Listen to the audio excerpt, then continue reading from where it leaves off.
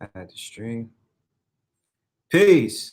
Oh shit. Okay, cool. Y'all can hear me. Okay, cool.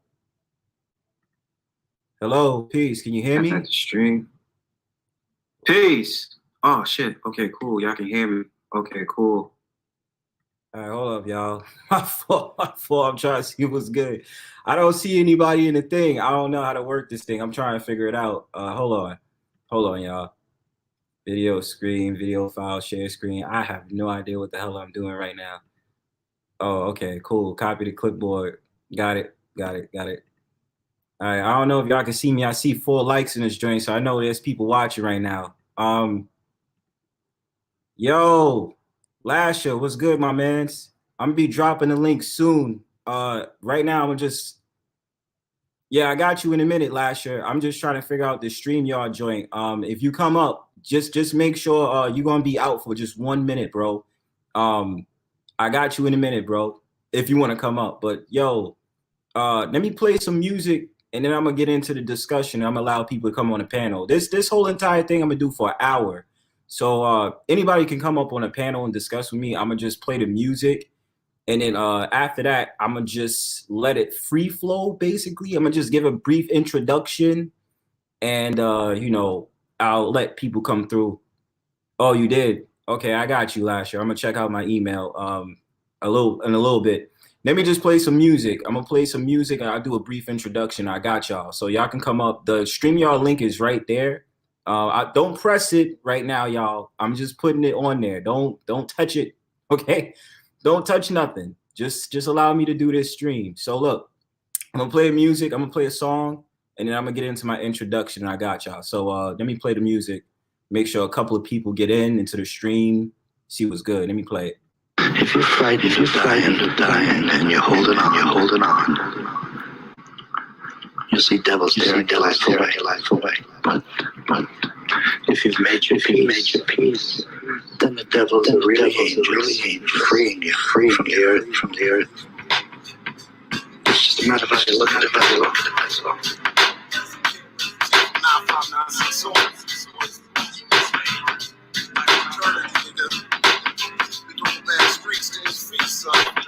My daily needs. That's right. Swing a spade, rhyme craze. I live majestic ways and life trites pays. So many impressions keep my adolescence scheming through the devil's maze. Simple days of playing CeeLo, alleyway casinos. Other niggas hold the corner, swinging cappuccino. Invest my stilo on a gamble. We handle riches, life's a scandal. And all the streets are filled with deadly wishes. Erotic scenes with bitches, lips are holding nails like kisses. Sipping wine with friends tighter than a compass stitches.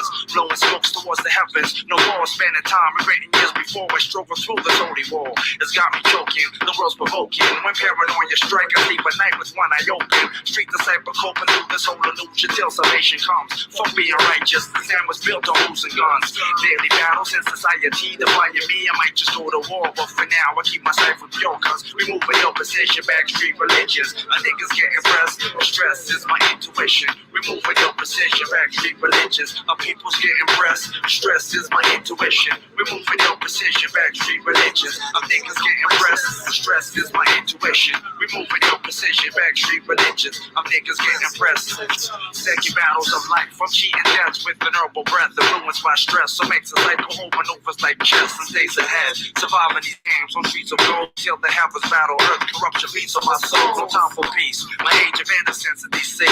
Now I walk these premises, only static like fleece. While my friends be sliding five like grace. Robber dealers out the residence. Living man corrupt just like the presidents. Unforgiving, I live on grounds that are forbidden. Murder haunts my dreams and visions like the Holy Ghost is risen.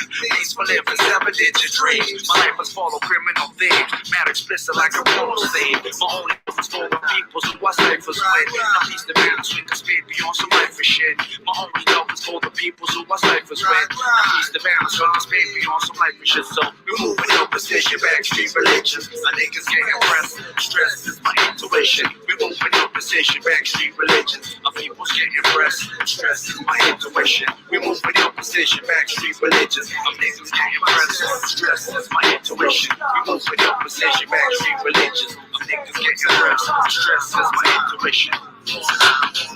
Yeah. Backstreet gone. One time.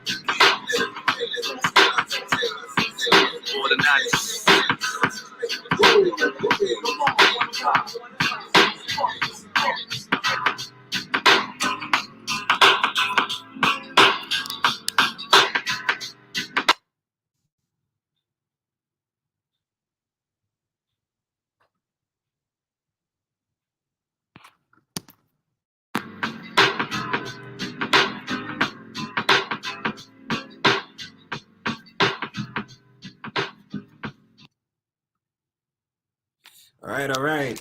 That was, in case you guys are wondering, that was a song by Citizen Kane, Backstreet Religion. That is from 1995. Okay.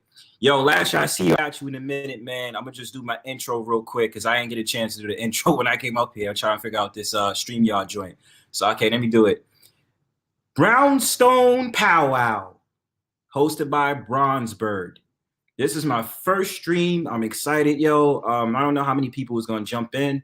I have the StreamYard link open for anybody who wants to join in. I'm gonna just do my quick intro, just give y'all a brief little history of who I am, what is it that I stand for, what I'm about. So, mute my YouTube volume. Okay. I don't know if I'm bugging. Is it still too loud, Lasher? I don't know. Okay, let me see if I lower it like this. Is it all right, or is it just I'm speaking loud? I don't know. Let me know, Lasher. Okay, so Bronzebird, I'm formerly known as Brownbird. My whole entire thing is I'm mainly known in the manosphere. Before then, I was ciphering around in the Aboriginal American sector. And, my whole thing is that I always wanted to make a YouTube page to correspond back to the people, to have discussions, to talk about topics. Okay, yeah, I got you. To talk about topics that's on my mind and to, basically just give a perspective of where I'm coming from. And I came into the manosphere because I really want to connect with brothers. So I like the space. I like what we talk about. We have some great conversations. I am hoping to get up to the status one day with everybody else with the subscriptions. Thank you guys for joining. Thank you guys for supporting, of course. But that's my main thing. And I don't really think I have much, but let's do it. Lash, I see you. I'm gonna add you to the stream right now, bro. Yo, Ash, are you here? Lash, are you here? Yeah, I'm here. Yo, what's good, man? Thank you for coming to the stream, man. Thanks for having me. I saw you on the stream last night on Little Big Nights, and I saw you on the streams on other streams before.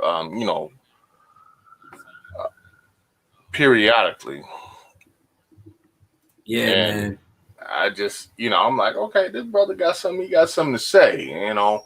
I feel myself as a person that I have a lot to say, but at the same time, I'm not much of a talker. I'm more of a writer.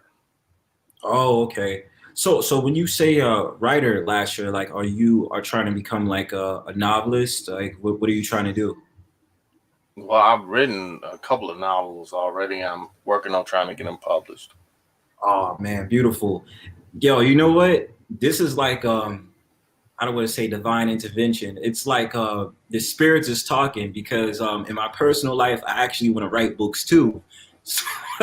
So I went and took all these courses and I was just like, yo, like, it's so beautiful when you do the writing thing, whether you're doing fiction, nonfiction, memoirs, or, you're doing all these books. And I'm very inspired by a lot that I read. So it's just amazing to have another brother that, is into the writing thing in the writing field. Like, if you don't mind me asking, bro, like, what type of, Stream Team Memes, I see you, bro. Click the link if you want to. Stream Team Memes, subscribe to this brother. I just did. Bro, I subscribe to him too. Like, you got some dope videos, bro.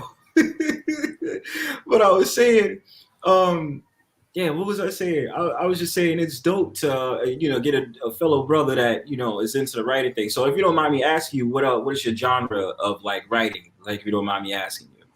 Writing mainly is science fiction, fantasy, science fiction. I'll say fantasy as well, but when I say fantasy, I'm not talking about dudes in armor and, Lords of the Ring type fantasy, just regular fantasy. Okay. Bro, I mean, at the end of the day, I think it's very fascinating, like how we can be as authors to let out like our expressions like through our writing, because I always believe words have power. You know what I'm saying? And the more that you write, the more that you express yourself, whether you're talking or writing, it's a lot. I'm not gonna say spiritually that goes into that. Well, I could say spiritually because I go through the spiritual way. So when we are able to express ourselves like that, you never know the impact. You know what I'm saying? And for a quick word, like I remember writing this poem for a girl, man. I remember it was this beautiful ass girl, man. I wrote a poem for her, and when I read that poem to her, she started crying, yo. And I was just like, yo, I did not know my words was that powerful. You know what I mean? It's just crazy though, but yeah, definitely dig it, man. Even if you send me the email, if any of your works, if you feel comfortable with that, I will literally read it. You know what I'm saying? Because I want more books the as much as email that I possible. sent you, the email I sent you was just my personal email, so that you can get in contact with me. But I just happened to be online. I'm like, man, let me find this guy. I was on the line. I was on the Big Nates with him last night, and what I was doing is trying to find the brothers that was on Lil Big Nate's show last night when he had me, as the star guy or whatever. But I'm like, let me find these guys. I mean, and I seen you on a couple of other panels too. Bro. Fantastic, and I'm like, oh, okay, I like this guy. Yeah. I mean, let me find out something about this guy. So I went in, found your good channel, looks, and bro. you just happen to be streaming. I'm like, oh man, let me jump in on that. Yeah. So it was literally it was serendipity. I mean, I could have been doing something else at this moment right now, but I was like, oh man, let me. I looked you up because I went back and watched last night's show just to see how I came across. And then I'm like, oh yeah, Bronzebird. Let me go look him up. And I'm like, damn, that brother there, he pretty erudite fella. So appreciate that. and you know what's crazy, bro? I was gonna stream 3 hours earlier, but I didn't know whether because I was like, all right, I already know that I'm a small channel. And I already know that, not a lot is going to like really find me like that. But I was like, I'm cool with that. I just want to figure out the streaming thing with Streamyard, because I'm debating between doing Streamyard and Zoom, because I have Zoom. But I was just like, with Streamyard, it's more popular, and I keep hearing pushback because people say, oh, well, Streamyard isn't as better as Zoom. And I'm just like, okay, well, let me try it out tonight and see what I could get out of it, So, well, they all have their ups and downs. Is the way I look at it. They have for me, studying the algorithm on YouTube. I mean, I'm not a big streamer either. I mean, I got maybe 20 more subscribers than you do. But I also use Twitch and things like that with my game and stuff. And the way I see it is, if you stream a lot and you do live streams a lot, you need to stick to that. And then you can't really do solid content in the sense of, I want to make this video that's going to be this long and about this subject. Really? Because if you do both, it kind of screws up the algorithm, and then nobody sees anything. So you kind of got to stick to one side or the other. Oh, okay. So if I do streaming, then it's just stick to streaming. Don't really put out other content. Yo, Kings and Lion, Blue Lion was good, bro. I got the link up if you want to come up, bro. I got the link in the thing. I'll send out the link again if you want to come up and have some words. All is welcome to come in and stream. This is my first time doing this stream. I appreciate all the love tonight, yo. Like, really. Also, I'm on the inaugural. Oh yeah, shit. You already. Yeah. Shit. Congratulations. Yeah, appreciate that, bro. But I didn't know that. You gotta stick to one, because my theory is like this. I got a lot to talk about. Last night I just made my premiere about the AI and the sex dolls out here, because the industry is growing for a lot of this to take place. And I'm just like, this is crazy. Like, I never would have figured, like, they got the sex dolls and the AI dolls going on. So I'm gonna just touch on this real quick. But I mean, like, damn, like, I don't know where to go, because I want to still drop them jewels. You know what I'm saying? But I guess I would have to do it through StreamYard to drop the jewels. And I'm just like, maybe I'll just try it out and see what happens. Right. But and that's fine. I mean, at the level of subscribers that we both have, we both at trying things. I mean, I have a Restream IO set up, so anytime I want to stream a game, it streams to all platforms. Okay. Okay. At the same time, and then it'll show me the chat from YouTube. It'll show me the chat from Twitch. It'll show me the chat from Mixmaster, and you know, I can see everything, and I can talk to everybody on everything live. So I think that's nice. And Twitch is good about live.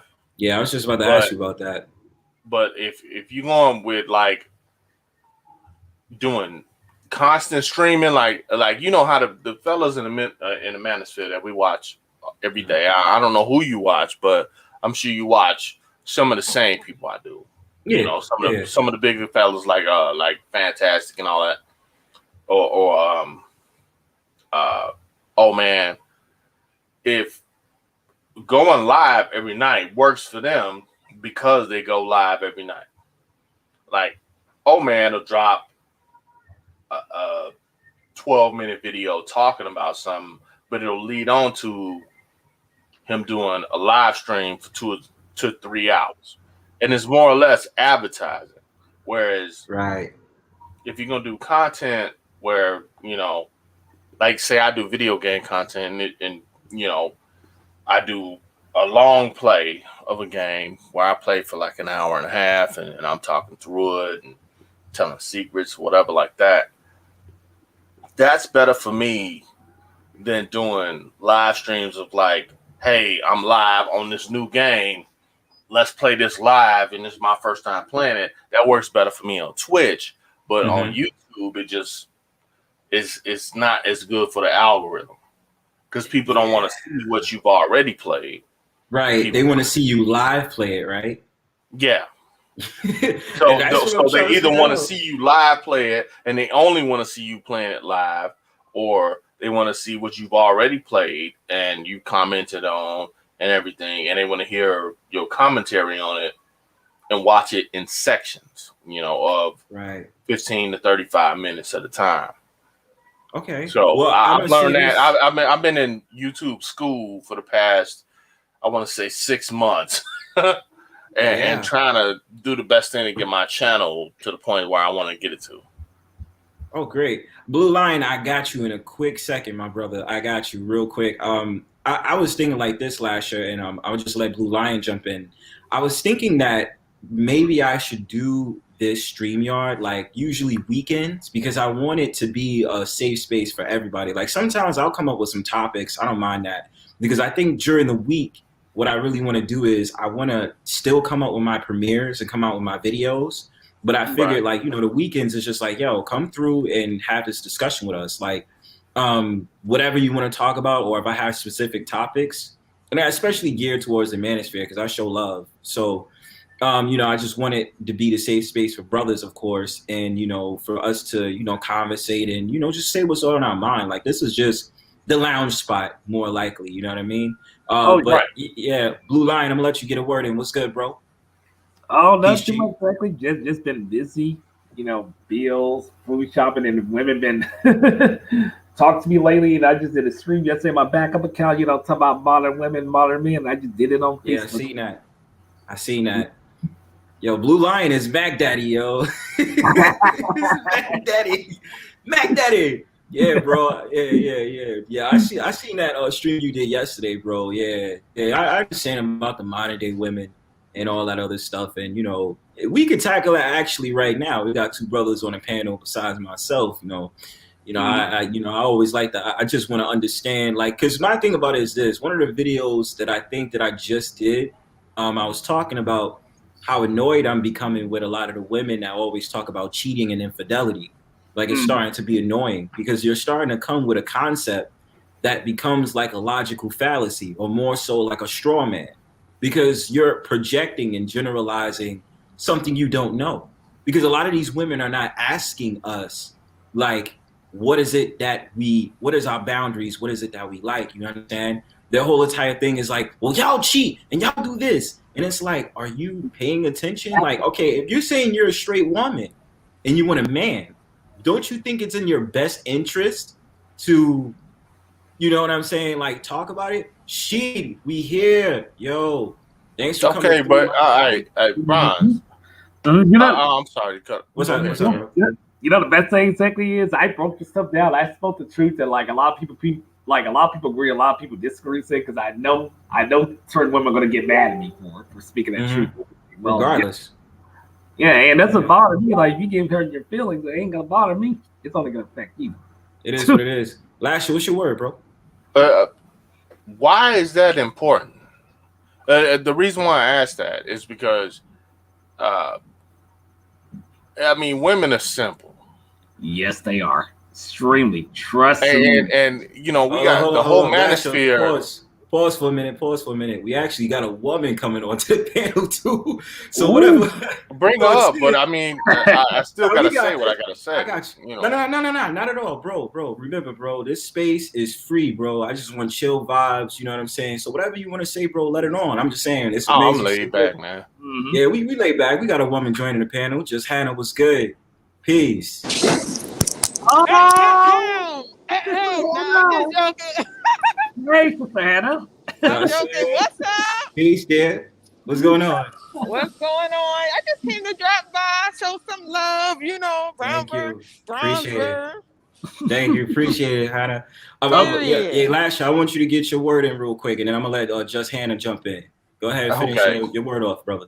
The word that I was going to say is just, I don't understand why we have, as men, black men, we have 5-hour panels about women in the sense of what women want and how, or game, or all the silliness behind what we got to do to get women when women are really simple. It's not. And when I say simple, I don't mean it as an insult to women. I mean simple in the sense of I've learned a long time ago that whatever a woman says she wants, just picture the opposite and run with that. Because ultimately, it's they want all the same shit. They want a guy with money, a guy with a physique that they like, with a big dick. And those three things are all the things that women want. Out of why we have 5-hour symposiums about, what we got to do to get women. You got to have them three things. Those three things are literally the only things that women want, or are of the most importance. With fourth being protection, or the things protection and security. Why do we need to have symposiums about for 5-10 hours? All across the manosphere about what women want, when we know what these things are, what they want. If they don't fit into them categories, you go into the Kevin module of being a high value male and all that stuff, which I'll call that a psyop too, but that's on a different level. But if you go into the outside of having a whole lot of money, all the other things, the other three things that they want, we know what they want. Mm-hmm. Whatever they say that they want don't have anything to do with what's real.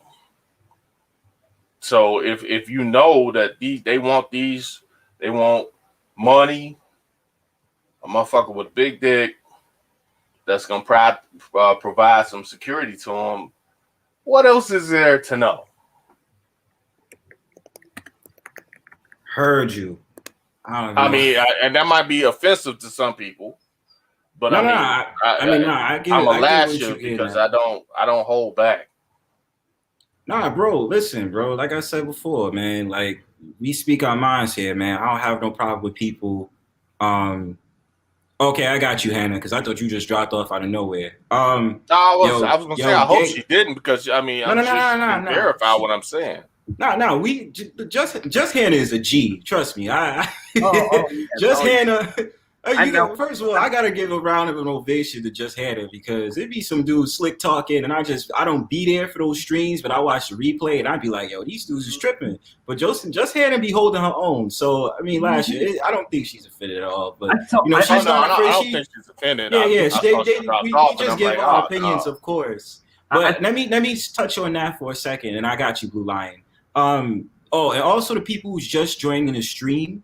I have 2 more spots for, I think 3 more, because this goes up to 6, but it's all good. It's all love. But I just want to, before you get a word in, Blue Line, I just want to say this. The conversations can be very tedious when it comes to talking about women. And I think there's a lot of brothers that might figure like, oh yeah, women are not valuable and this, that, and the third and blah, blah, blah. I'm saying this, and I think a lot of people, certain people be like, oh, he's a hope dude and this, that, and the third. My thing about it is, I'm not against relationships. I'm not against. I'm married. Yeah, right. You know what I'm saying? But there's certain. And I can go to the other wing of my house. Yeah, and I can ask my wife right now, and she'll be like, yeah, I want somebody that's gonna provide for me financially, put their dick on me, and protect me, and look good. Right. In the discussion, I mean, that's what women want. No, bro, but last year, that's why I appreciate what you're saying, because from that perspective you're coming from, anything else that they say is bullshit. You just need to know how to fend off that bullshit or just not pay attention to it. Yeah. I listen, bro. Like you got it on the head. I mean, I'm not married, but I'm just saying, like, what you say, a lot of it does make sense. You know what I'm saying? And I wouldn't. New was good, bro. And like I said before, I understand where you're coming from, but to me, like, New, what's up, bro? Yeah, shout out to New. I was just saying, like, on my regards, like, I might be considered, a hope dude, or just like my experience being in the manosphere, because I've only been in the manosphere for since August. I always say that. They be like, yo, oh man, I've been in this sphere since 2011. See, and I hear from certain dudes how long they've been there. So I've been like, yo, it's still cool to pick up this knowledge from everybody. And I just, I appreciate everybody, from, New Go Professor, you, I don't know, Blue Lion considers himself the manosphere, but just anybody that maintains that knowledge of just being like, hey, as a man, this is my perspective and this is what it is. You know what I'm saying? Like, that's my whole entire thing. And I was just saying, like, I'm not against relationships, because I believe every man needs a woman, whether it be sexual or whether it just be a long-term relationship. That's where a lot of people might not understand where I'm coming from. Like, my thing is, you could smash on a chick. You know what I'm saying? One of the brothers in the manosphere, he'd be like, fuck on a bitch. I know you talking about, Yeah. It'd be funny as hell. But I'm just saying, like, I'm not against companionship or relationships. I advocate for that. You know what I'm saying? Like, whether you decide to get married, just I say to brothers, you got to use discernment, bro, because women are unpredictable. We don't know what they're going. They could be 1 minute, and they could be 1 minute now, and they'll be the next another minute. You understand? So it's like, my thing is, as long as you find your fix, if it's a ratchet woman or a woman that's on some bullshit, just don't deal with them. You know what I mean? It's certain dudes that allow these women on streams, right? And these women to be all disrespectful and crazy. I said, if this stream had more, more views than it does now, they would get the fuck off my stream. They wouldn't be here. I wouldn't even allow them. And I said, the one thing I'm going to do once I get enough subscribers, every so-called black woman that talks shit about black men on my panel, you have to say something positive about so-called black men. If you don't, you're getting kicked off the panel.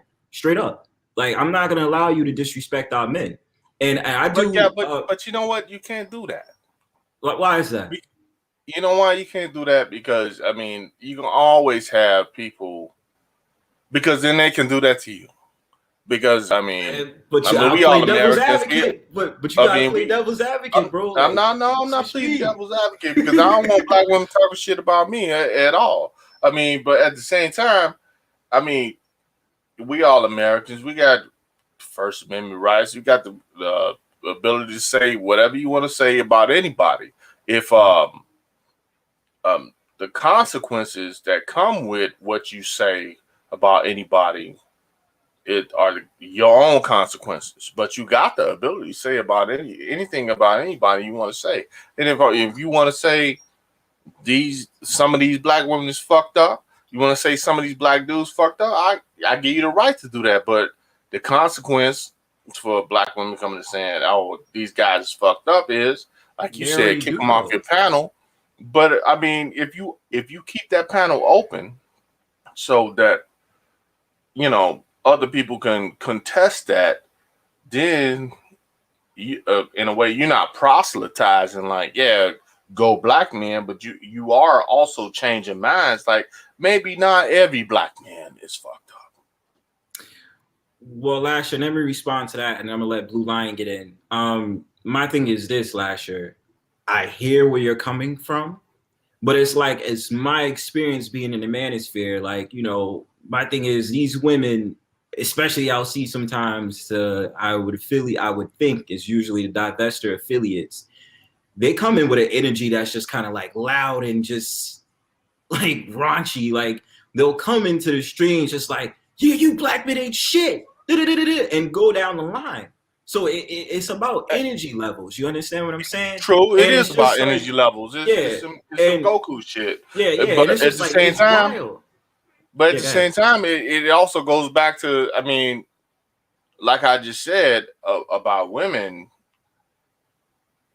anything that a woman says, believe the opposite of what she says. That's true. That's true. If she hate black men that much, it's because she love black men that much. That's true. But you know what? And she wouldn't be so mad. She wouldn't be so fucking mad if she actually hated somebody that much. She wouldn't be that fucking mad about doing all that. Yeah, exactly. I agree. You wouldn't even waste your time. Right. Lastly, let me pause your thought. I want Blue Lion to give his piece. Blue Lion, you got anything? Yeah. I'm sorry. I'll mute up. Hey, and Gold Professor, good point, bro. Hey, Blue Lion, what's up, bro? Oh, not too much exactly, but yeah, like yesterday, you asked me was I part of Metasphere. Well, I mean, yeah, I'm a truther, Islam exactly, but at the same time, I do speak that that knowledge that y'all speak about in the community exactly. So I'm kind of like mixed now, mixed in with all. You from the tribe of Judah, bro? Yes, I am. Tribe of Judah in the building. That's right. Yeah, brother. Listen, hey, I've always said this since day one I came into the manosphere. What makes me happy is if brothers can connect and brothers can share knowledge and wisdom. You know what I mean? A lot of times you hear in the manosphere, they might be New, and I believe Gold Professor knows the history better than I do. But there's been women that came into the space and they might have been on some stuff like, yeah, we're here for you, and then they switch up, and then some of the women that come into the space, they'd be like, yo, we here for you too, and we ain't trying to be disrespectful, but damn, bro, you gotta come at us sideways, like we ain't a part of that shit. You know what I'm saying? So I mean, yeah, I'll just peep, but I ain't trying to start no beef with you, Blue Lion. I know there's some certain things that's going on, some certain situations. I ain't gonna speak on it, but yeah, I mean, I could see like sometimes there might be, some like I see certain contradictions like with certain people, like they say one thing and then mean another, and I'm just sitting here lost, like what the fuck are you talking about? You know what I'm saying? Oh yeah, I have that on my panel. It's crazy, bro. But I ain't trying to start no beef for nobody. It's all love, like I said. But yeah, Blue Lion, my fault. If you wanted to continue, nah, but like I broke down what I said yesterday.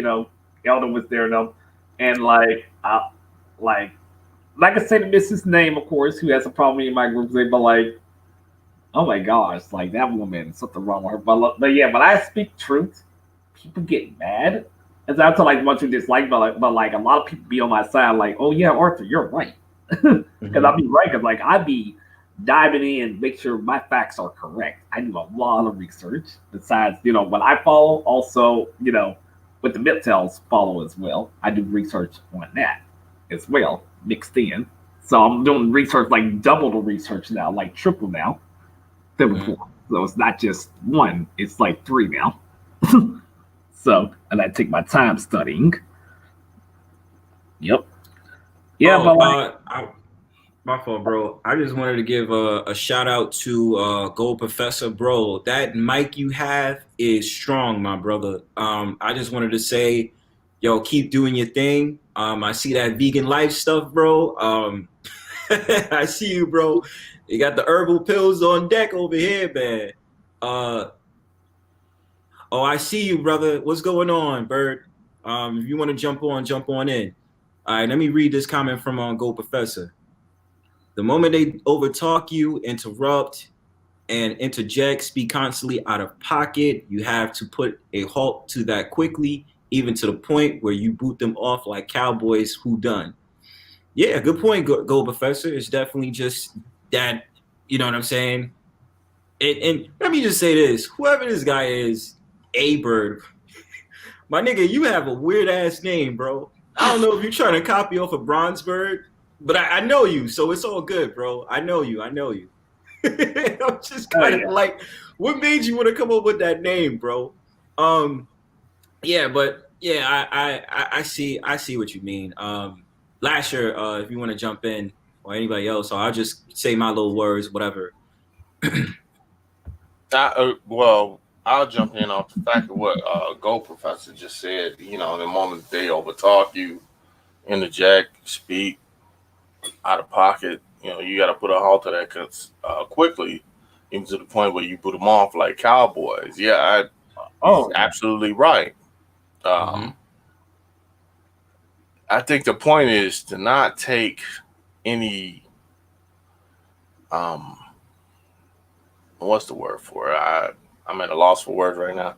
The point is to not take bullshit from people who put bullshit at you. Don't fail the shit test is what it is. Oh, yeah, I know what you mean.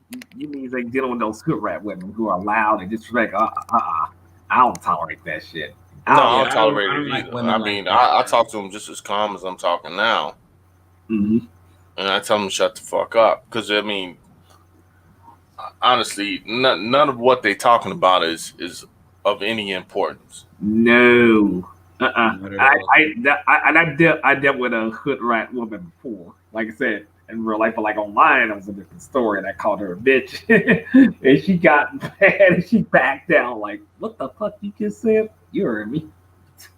Well, I mean, I guess for my personal situation, I'm 6'3", 300 pounds. I'm a big dude, you know, and now I've always towered over, and people, you know, have been scared of me, and women in that sense when they get that shit talking, when I just give them that look, like, you know, bitch, I'll kill you. You know what I'm saying? But, yeah, not literally, but you know, so I'm gonna see you outside, son. You know what I'm saying? But on the internet, we be like, catch that flight, nigga. Nah, I ain't flying. Quick, I ain't hey, flying Blaze, nowhere. all right, man, peace. Go ahead, Lash. Yeah, I was worried. Yeah, continue. No, what you say? Go ahead, Ron. Nah, I mean, look, I it's like I'm gonna tell you like this, man. When it comes to women, I am a single man. I just have a specific way, a specific type of women I like, and you know, we always talk about the the Ratchianas and all this other stuff, man. Like, yo, I tell you, bro, to me, my experience is always just distasteful, man. Like, oh God, like I don't even know how to describe it. It's just wow, distasteful, my dude. And it's just like I can't deal with that shit. Like I'm not even trying to express no type of rage or whatever. This is just real life experience. And it's just like, the problem that I see in our society is that when they talk about this ratchet shit, they hold it as a badge of honor. And it's like, why are you holding that? Do you pay any attention to him at all? No, I know where you're gonna go with it, Lasher. No. I mean, you don't know, but I mean, do you pay any attention to him at all? What, ratchets? Yeah. Nah. And I'm not talking about checking them out. Like, yeah, she got a fat ass, but she ratchet. But, I ain't talking about that. I'm talking about just, do you respond to any of their output? Hey, look, listen. If I'm trying to smash, that's about it. But otherwise, nah, son. I mean, well then, look through them like they're invisible. Yeah, because they are invisible to you, right? Ultimately. Well, I'm always interested, like, you know, certain people talk to me, and I want to make this an episode one day, like, you know, what type of women do you want to attract? And, well, last year I know you're married, but like, you know, I want to get a perspective from guys like, you know, as much as we'll talk about women in a space for like 5 to 10 hours, or you see the women that jump on a panel and be disrespectful, you know, I want to hear more from brothers. What type of women would they like to, what type of woman would they like to date or attract? You know what I'm saying? Because, well, I mean, I am married, yeah, but I mean, women hit on me every time I leave my house. Right.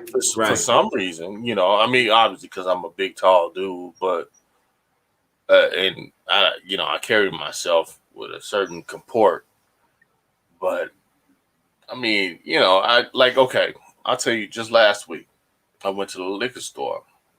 I'm like, yeah, you know, I want to get a bottle of tequila so I can make some tequila margaritas at home and stuff. And I walk in the store, and this chick like, hey, and it's what?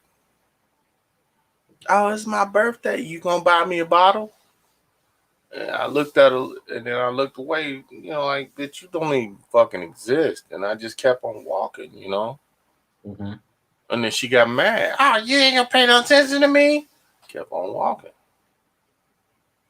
Oh, that's how you is, huh? Kept on walking. Got my shit. Went to the counter and rang out and left. I mean, that's how you have to be with them kind of women. Of course. That's rule of thumb number one. I'm gonna read the comment really quickly. I'm thinking to myself, you know, I'm thinking in my mind, I'm thinking, bitch, I don't know you. You ain't nobody I know. I mean, you look like trash. You know. Wait a minute, last year. I'm gonna read the comment really quickly from David Bowman. He says, "For myself, I want white women to be my mate." David, just if you can comment why that is, and it's nothing personal. I'm just curious. There's no problems. Like, if you're like, I'm just interested. I just like to hear from people their perspectives. But continue. I mean, what's the matter with David Bowman even saying that though? I mean, no, my there's wife nothing. is white.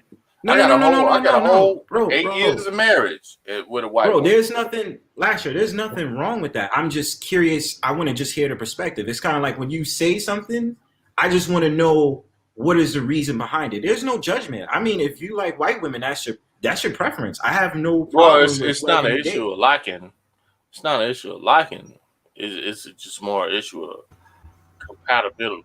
That's what a lot of niggas like to say, oh man, he fucked on that bitch because that's what. Oh yeah, because he likes the white bitches. No. Yeah, that's stupid. Like, if you look throughout my dating history, I mean, it's been, I want to say 90% black. Right. You just chose someone who was for you. You know what I mean? Yeah, that's completely compatible. But that's what I mean to David. I just was like, what is it? You know, when you because if it's anybody that was to tell me like, oh, I like Asian women or I like women of this certain caliber, I'll always ask why though. Not because I'm trying. You know what? You can't even ask that question because it's it depends on the type of person that you ask that question to. Well, I'm just curious. I'm just curious. He can give me any answer he wants. I'll just be like, okay, cool. Gold Professor says I am 4 foot 22 inches, but I have a look like I'm Lasher height. Gold Professor's a fool. Fuck out of here. Oh man, that guy is a fool, man. Yeah, bro. I got my closest friends that go way back to high school. I mean, we all close friends. I want to say, man, out of 10 of them motherfuckers is married to Asian women. Right. One of my partners is in a relationship with an Asian woman. And then I got other friends with they all with black women. They all married black women. And then I'm with the white woman, and I'm the outsider. You should say Asian women because I'm dating that Asian women. But hey, I like all. Listen, brothers. Oh yeah, and it's fine because all of them like all. You know what I'm saying? And that's what I'm saying. They had a fetish or some shit. You know what I'm saying? Because that's different. Real quick, Lasher, my whole for my whole entire philosophy, and I mean this like, because I'll give y'all a brief history lesson real quick. You know, I used to be the pro-black shit, the whole entire, yeah, you stay with the side you're raised, and this, that, and the third. After a while, the whole entire pro-blackness thing started to become lackluster. And after a while, I'm just like, I just don't fucking care. Like, whoever is pleasing you and making sure you feel good as a man, that's the only person you should be with. All this type of stuff they talk about all day about, oh yeah, the community and all that other stuff. I'd be like, man, fuck out of here with that bullshit. And ain't no fucking black race going to expire and this, that, and the third. Like, that shit ain't gonna happen, bro. Like, there's still plenty of, like, even if you're going down to like mixed children, you know, they'll still understand their quote unquote so-called black side. You understand what I'm saying? It's not like they're going to completely abandon it because of the side of the other side. You understand me? And the thing about it is, I gotta disagree with you on that. Wait. Let me finish this. But like one of my favorite, I ain't gonna lie, one of my favorite like celebrities to look at that's like eye candy. Her, the singer, her, she's like half so-called black, half Asian. You know what I'm saying? And it's just it's crazy to see that. Go ahead and respond, Lash. I'm gonna just read out the news comment real quick, because you started learning that in every be lie if was a lie. Yeah, True. the word it's a lie in every belief is what he's saying. Yeah, because the word lies right there in the middle of every belief. And so, I mean, the question that I have for both of y'all, for you, Blue Line, and you both, Bronze. Okay, I mean, when it come down to, can you be pro-black or be for black causes and be with somebody that's not black? What's your belief on that? Blue Line, you go, and then I'll go after you.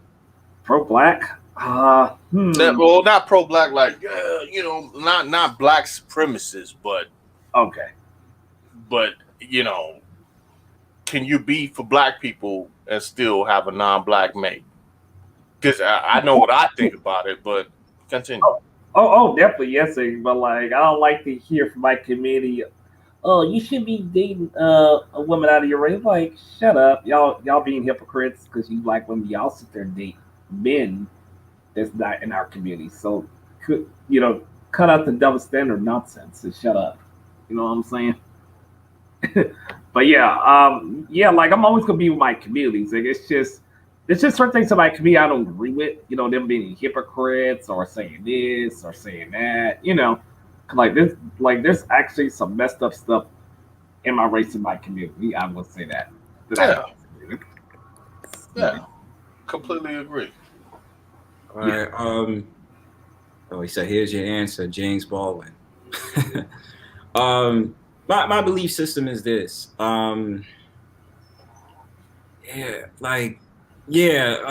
New is really hitting on the head right now. I just want to read this comment real quick. He says there's levels to pro-black, but most pro-blacks are women first-minded, not black men first. Exactly. Facts. And I agree with that statement 100%. My thing about it is this, like, you care for who you care for, right? And, there's that's the reason it's so hard to deep into this, because it's like cutting an onion. There's so many layers, because it's like, if you say one thing, then that's just like, well, you have to abide by that. But if you say another thing, it's kind of like, oh, well, what do you mean? Or, oh, that's going against our agenda, so we're going to label you something. Shout out to you, Absalom. That's what it is. So my thing about it is that, yes, you can be for your community, right? Damn, it's just so crazy to go with it. I don't want to seem like I'm shooting myself in the foot. I just believe in this thing. You care for who you care for. You know what I'm saying? If you're putting in the work, you're doing what you have to do. That's it. I do get that there's certain brothers that's kind of upholding the Nubian queen type of holding, the whole type of Nubian queen or whatever and stuff like that. Be there for the black woman. But it's just like, do you not? And especially now, I get so annoyed with certain brothers that still uphold that black woman is God shit.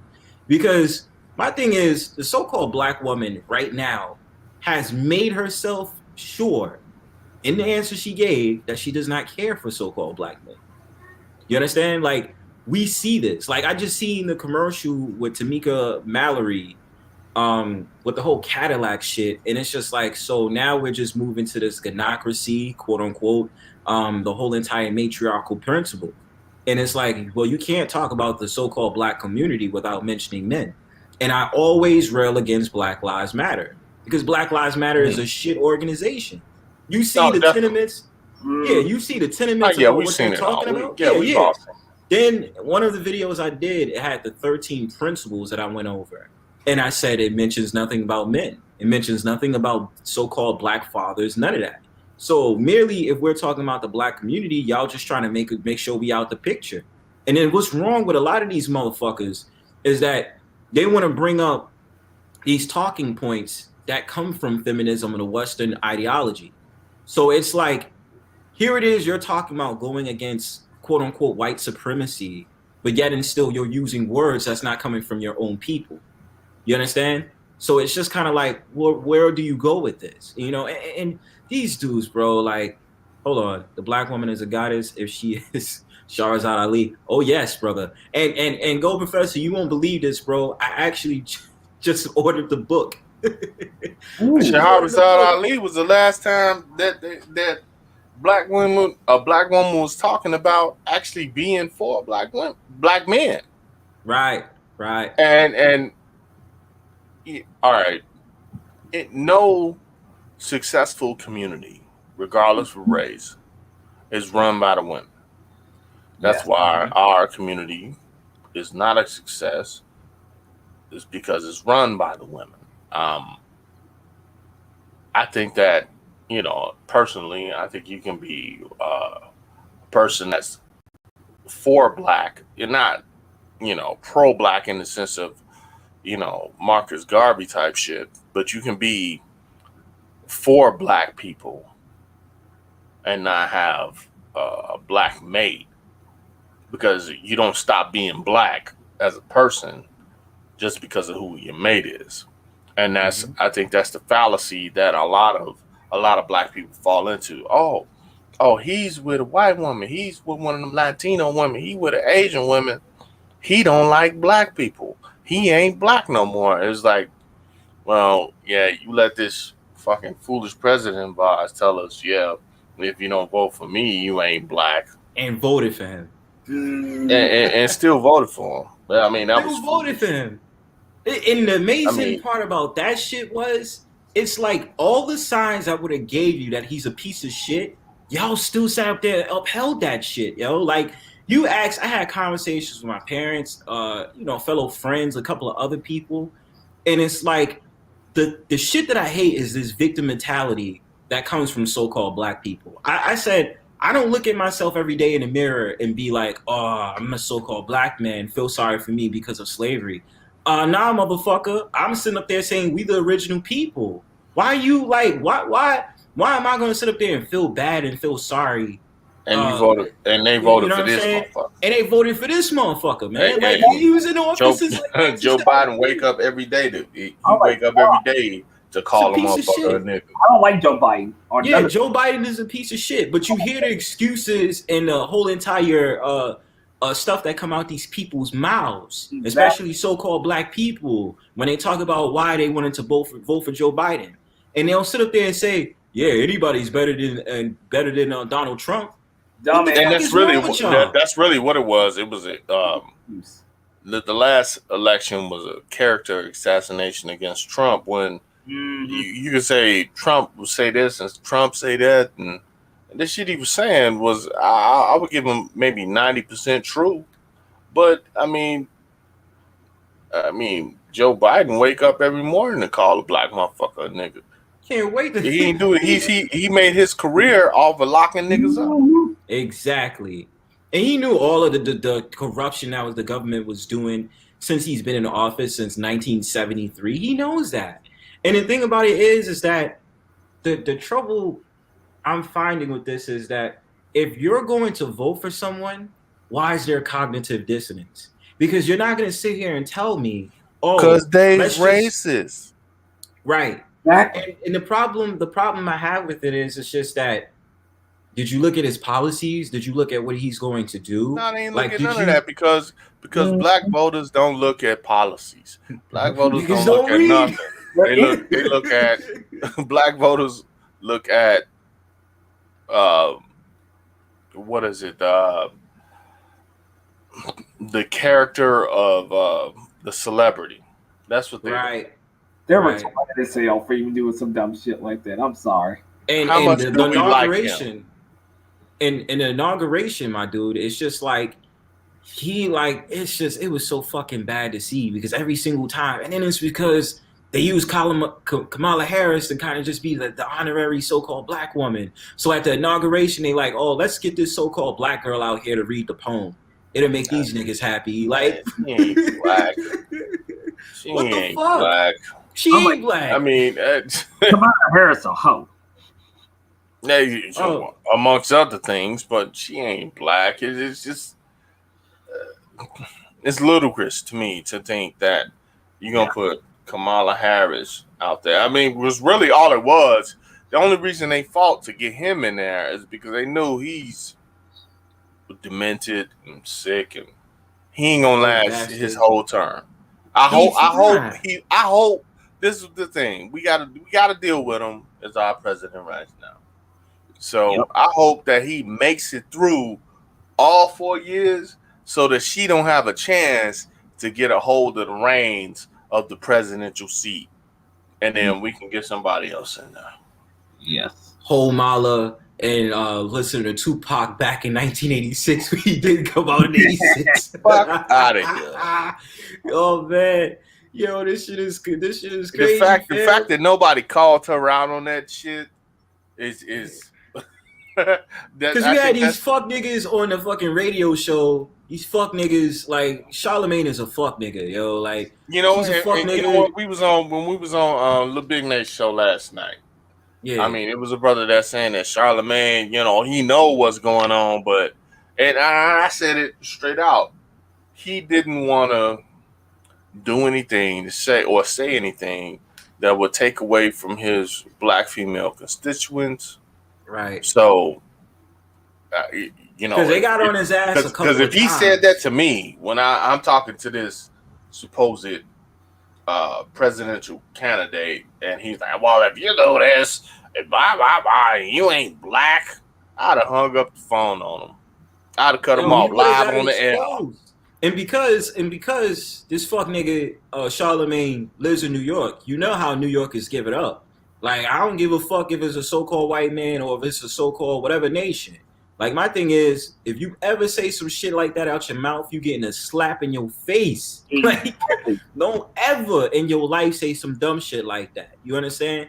And you really, and it's like, and like for people to hear that shit, and you still sat there and said it was appropriate to go fucking still vote for this clown, like, you're fucking dumbass. Let me read what Candace Lupus says. She's never said she was black. Not that I can remember. It's black women forcing that shit. I mean, that's kind of true. That's kind of true. It actually is because they're blind as hell. They don't want to face reality of the truth. All I'm saying is niggas need to stop with this victim mentality and looking for somebody to save them type shit. That shit is annoying as fuck to me, yo. Like, stop feeling like the fucking, it's every day with this bullshit. Like, oh, feel sorry for me. Nah, nigga, I ain't feeling sorry for nobody. You can kiss my ass. If you got all these nations looking up to us, what the fuck is there to be bad about? You understand what I'm saying? Or sad about? Right? Like, okay, we under captivity, we get it, blah, blah, blah, but you work for yourself to do better. That's what these immigrants do. Immigrants don't make no fucking excuses, and they can be in the bottom countries. They'll come to America and they be like, this is what we gonna do. And yeah, I know the government be doing some shiesty shit, be having some programs to help them out, and they get all these business loans or whatever. But at the end of the day, it is the mindset.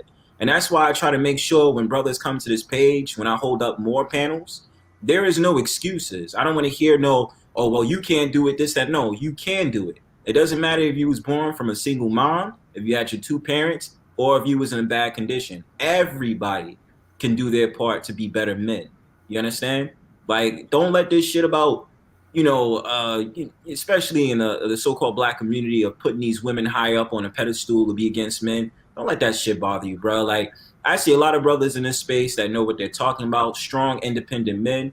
You know, I see a lot of brothers that's very inspiring in this space. You know what I'm saying? And of course, indeed. You know, what cracks me up is that, you know, I know this is not really important, but it proves the idea of how male feminist some of these guys are.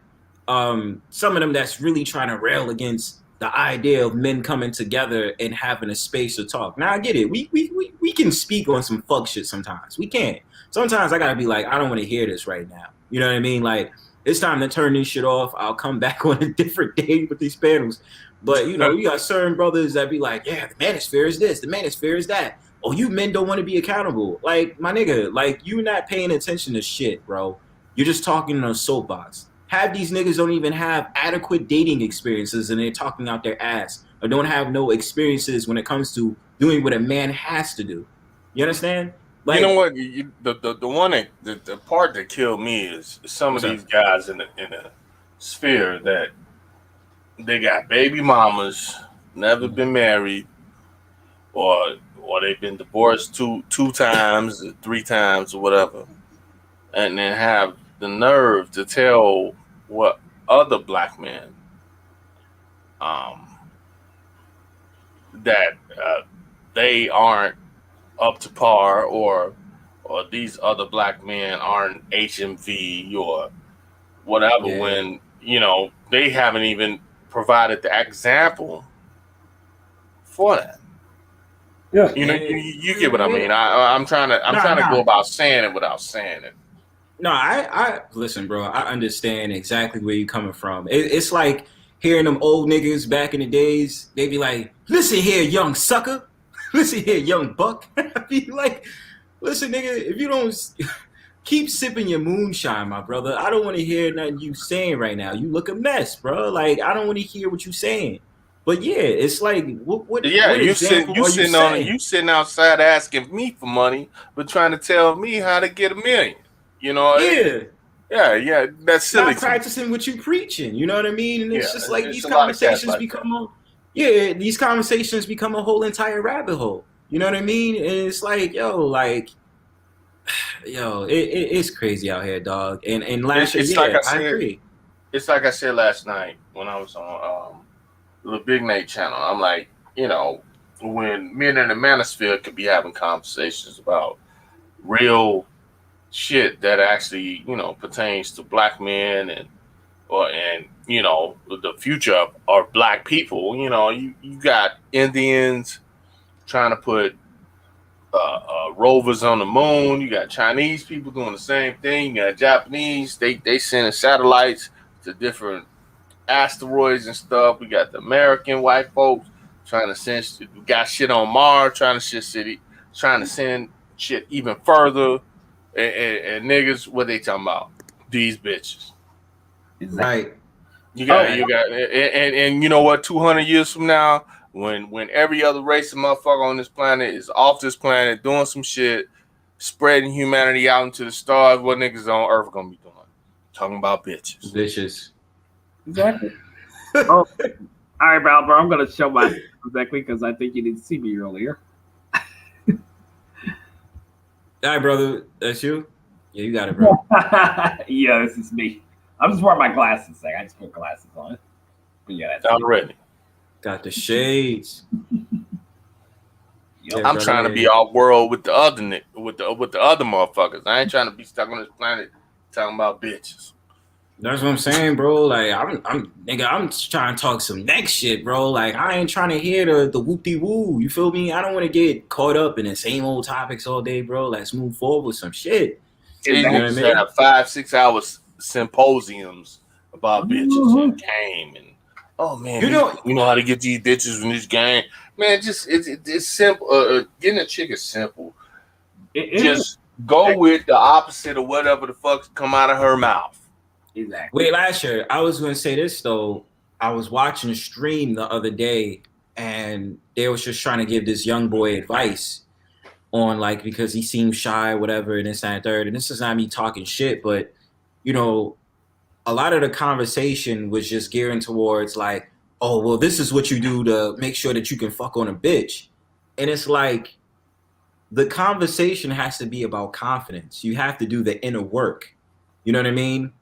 Men are persistent on trying to work on themselves to get to a position where women don't even matter because they come to you.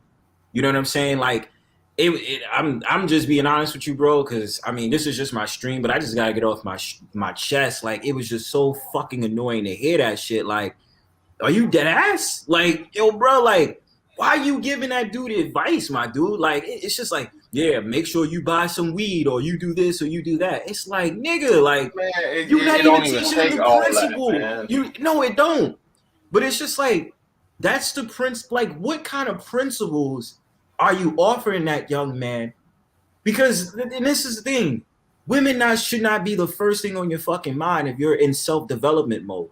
Yeah, because I mean, obviously they should be telling the man how to get better for himself, to be a better version of himself, than do this because this is what get bitches.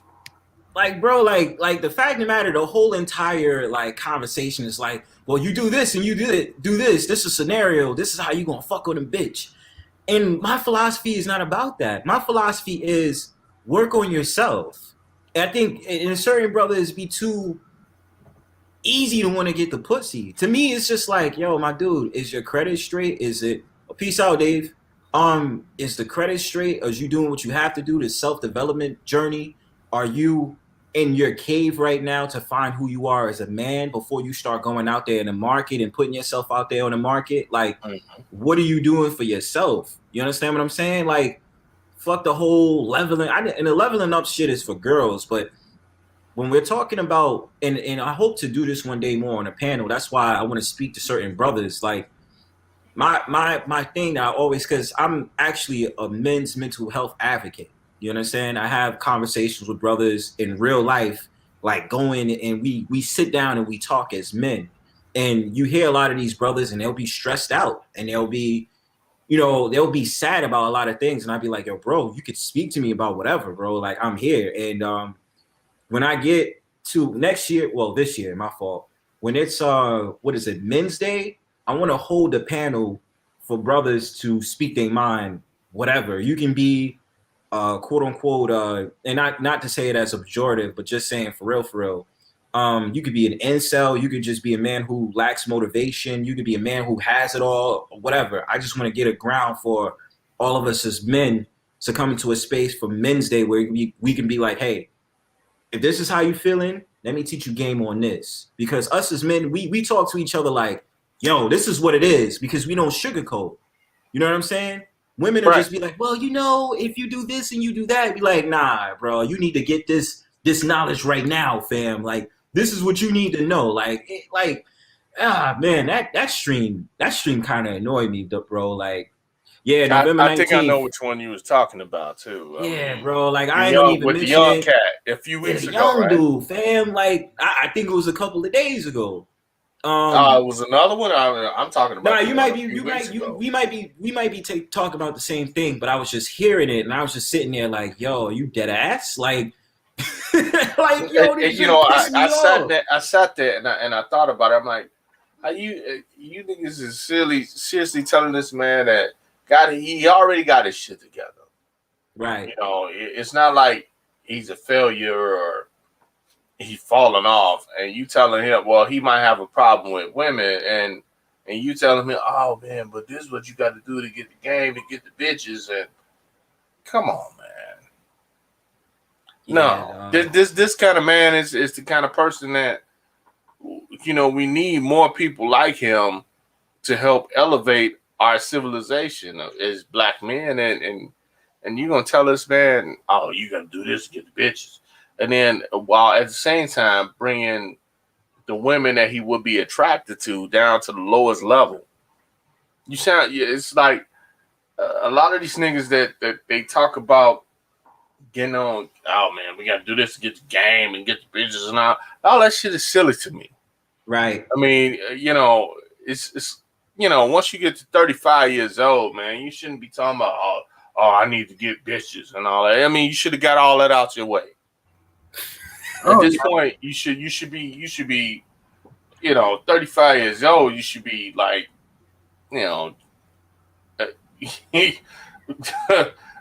if you're not a high degree person, you should be well into your craft or whatever. And if you're getting money and all that stuff, I mean, owning a house and doing grown man shit. Exactly. You shouldn't be fucking, worrying about, oh man, this bitch, ooh, yeah, I'm gonna get at this bitch because she got a fat ass. I mean, that all that shit is silly to me. Yeah. And I think that grown ass motherfuckers that consistently talk about that all day. I mean, yeah, we all look online and we go out in public and you see a chick, oh yeah, she's thick, yeah, she look good. We all see that. Oh. I mean, but that ain't something that's like base level shit that you shouldn't base your life around past a certain age. I mean, after you done puberty, you know what I mean? You should be after puberty. You should be talking about, okay, how am I gonna make money, and not make money to get bitches, make money to ensure my future, and it'll be better for myself.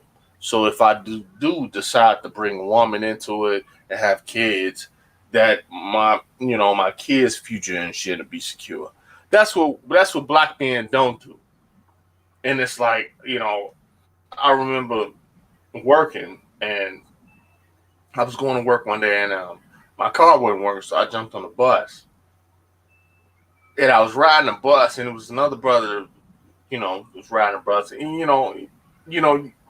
the guy that's your same age, you kind of, y'all sit and talk and shit. So while he was driving the bus while I was on my way to work, he was like, man, it seemed like, he's like, you talk, and I seem like I'm talking to, and at this time, this was 10 years ago, I was about 30 years old at the time. And he's like, man, it seemed like, man, you seem like I'm talking to a 40-year-old man, and you what? Hey, I'm like, I was 30. And he's like, why is it that as a group, black men seem to be like 10 years behind every other group of men when it comes to maturity and things that we should do in life? Because he's a bus driver. He's like, man, yeah, I'm a bus driver, but I mean, I drive extra schedules and I make a whole lot of extra money. I drive a Bentley now. And I can't even be mad at that man.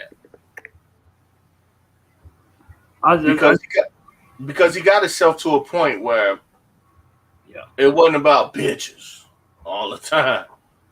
And I say that with a quote unquote bitches, because it seemed like that's what a lot of men in the manosphere. I mean, that's like when you come to the red pill, a lot of people come to the red pill and women are the first thing in the red pill. But I mean, you need to get past that like real quick and move on to the other aspects of the red pill that where it can help you become a better man. And a lot of men don't. A lot of black men don't. They stay stuck on bitches.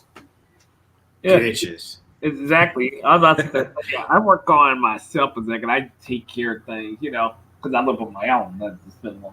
And women come to me now. I do see women all the time because I used to work in a movie theater and it's been like a long time. But yeah, like I have women talk to me all the time, exactly when I'm out or it's online, all the time, all the time. Like the women, they come to me. It's like I'll talk to them, but like they mostly come to me and talk to me all the time. Period. Right. At this point in my life, I'm a married man, but and I'm large and a little bit overweight, and still, every day when I'm out in public, women come up and talk to me because they automatically look at me and see like, okay, I guess what the charisma I exude is this man is a real man. He, I can go to this man for leadership, and I don't even know him. And that's what a black man should be trying to do. Word. Hey, hold on, you guys. Hold your thought. I'm going to give Perfect Timing Podcast a chance. What's good, Chief? Peace, Chief. Peace, brother. How y'all doing tonight, man? Good Friday, man. Yeah. Friday. How's it hanging, bro? It's hanging to the left, man. Pause. Goddamn. Yeah, man. What's up, man? I'm glad I made it, man. I ran out with the dogs and shit, so I'm glad I got to catch the live stream, man. This your inaugural, right? Yeah, first one, bro. Dope. I'm feeling the vibes with the whole entire thing. Like people came in, like I figured I was trying to be time efficient. I was like, yo, what time would work for people? I think 8:30 is pretty much a good time. So, you know, besides doing my weekly vids, I'll probably just start holding the panels the weekends, like Friday and Saturday, and you know, I'll probably hold it at the same time. I think real talk. I mean, I don't mean to cut you off. Yeah. But real talk.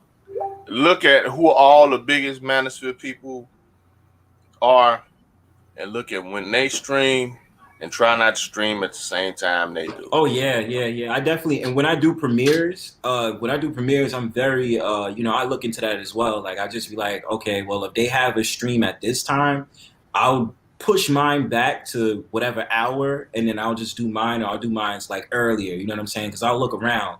Like it I'll could work definitely both check. ways too. It could work both ways. I've seen people do that too. You know, like the smaller artists who drop on the same day that Drake dropped. You know, you get that trickle down effect. So I've seen it work both ways. Like sometimes you can go live when a bigger guy's going live, and people bounce back and forth. Like Sheed is one of those guys. Shaka's one of those guys.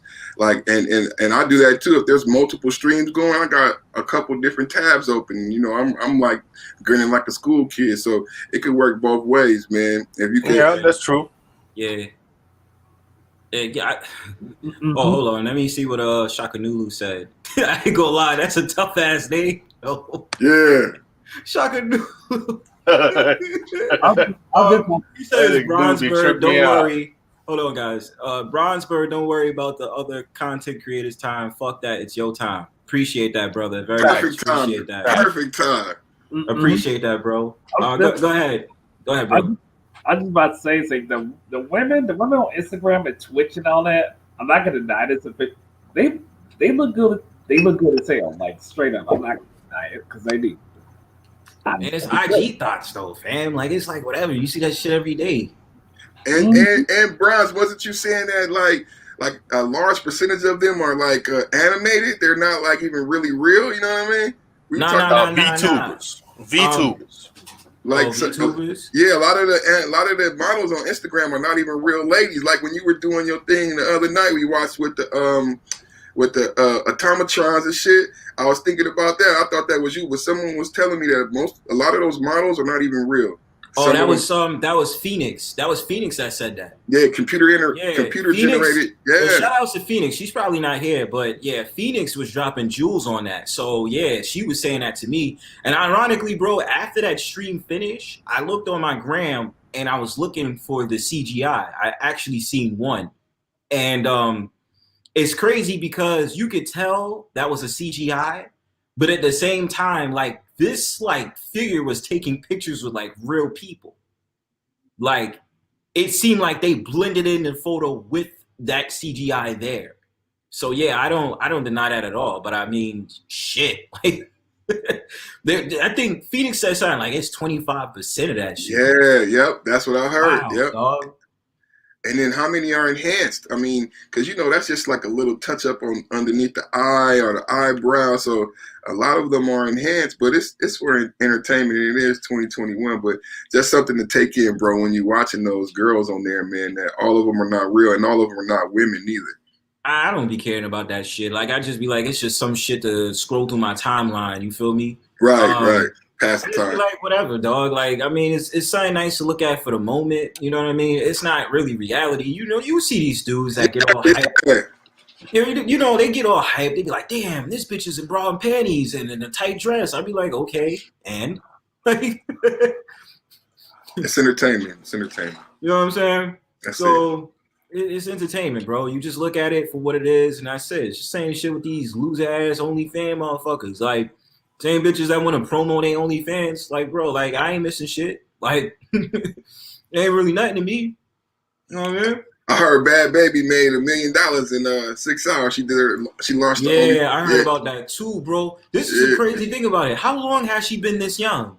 Because, bro, they said she's been 13 for at least 2 to 3 years, dog. She's 18. She turned 18 on March 26th. I looked it up. Allegedly, bro. Because I want to go check out the video, but I'm like, hold on, let me see how old she is first, because I'm not trying to get no shit on my computer. You know what I mean? But then this is a crazy thing. Perfect timing.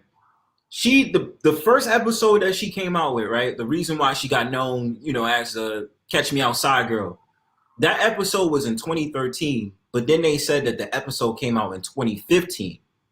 So if the original episode came out in 2013 and she was reportedly 12 or 13 at that time, then how old would she be now?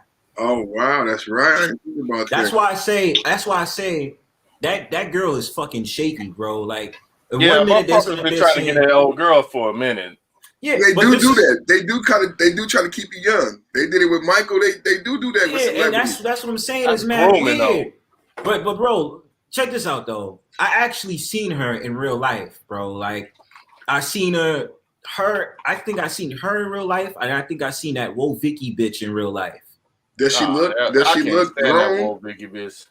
Does she look? Does she look grown? Does she look 19, 20 years old? Does she look like she like? I'm bugging. I'm sorry, you guys. I'm bugging. It was Whoa Vicky. I got them confused. Okay. They had a fight. They had a fight. Whoa Vicky is a fucking loser, dog. I want to punch that bitch in the face. Yo, son. I seen Whoa Vicky in real life. I saw Whoa Vicky with a bunch of so-called black dudes that I guess was supposed to pay for was supposed to be security guards or whatever. They was on an E train.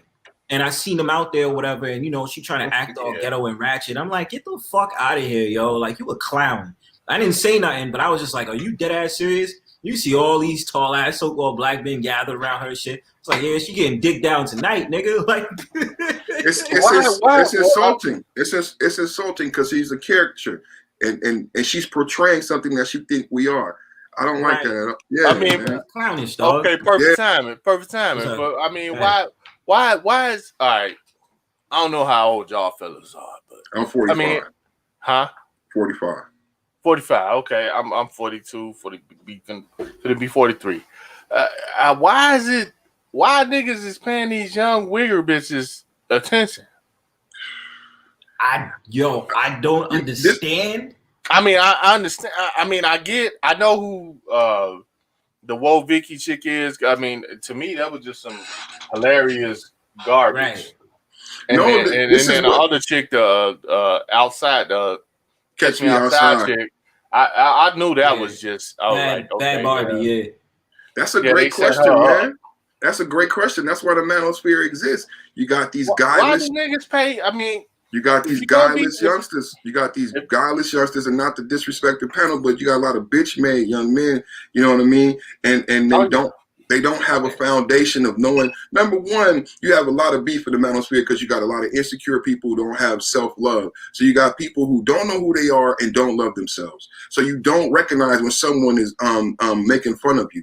You follow what I'm saying? I mean, for me and you. But like, what do that have to do with liking wiggers? That's what I'm saying. You don't know it's offensive. You have no self-worth. You have no identity and no direction. To you, it's not offensive. And if you see them in real life, they're not offended by her. So that's the cold part. So does that self-worth have to do with race? Yeah. I mean, granted. I mean, I'll admit it. Just like I tell everybody. I mean, I'm married to a white woman. I have been for 8 years. I mean. And she ain't a wigger to be at all. I mean, she fucking white as the fucking day is long. Right. And so, like, I don't get with like that other cat. 6ix9ine. No, not 6ix9ine. Was it Chad Hanks? Yeah, Chad Hanks and his white boy. Why that shit offend people? I mean, he's like, I want to be like John B. and this other cat. I'm like, these are known wiggers. Why do these people?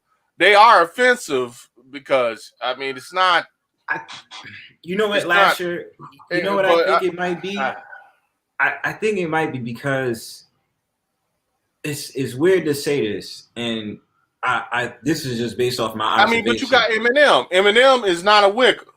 Right. Eminem is a white boy all the way through and through. He got this street little swag to him, but he ain't, I'm trying to be black. Yeah, he's himself. Guy. Yeah, he's himself. Yeah. So I think a lot of people is mad at the caricature because it feels as if they're holding on to the stereotype that so-called black people claim they don't like. You know what I mean? Like, or never existed.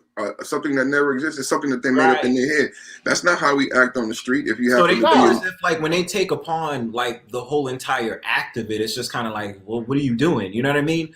Yeah. I mean, Lasha, like my honest opinion, I don't get why they need to do that because it's like it's certain so-called white girls that I've met before, and they really did have that wigger type of aesthetic, and I'm just kind of like, that's kind of corny. Or they'll try to come on to me in a way they're trying to relate to me. They're trying to relate to me by using like saying shit about like black artists, and I'm like, hey my nigga, and it's like, why? When the first ones come up to me with that, I say, bitch, I'll slap you. You don't you ever call me a nigga. Facts, bro. Like, and it's like you don't need to. It's like it's all they go along. They say, but you know what it is? You know what it is? They're testing you. They're testing you.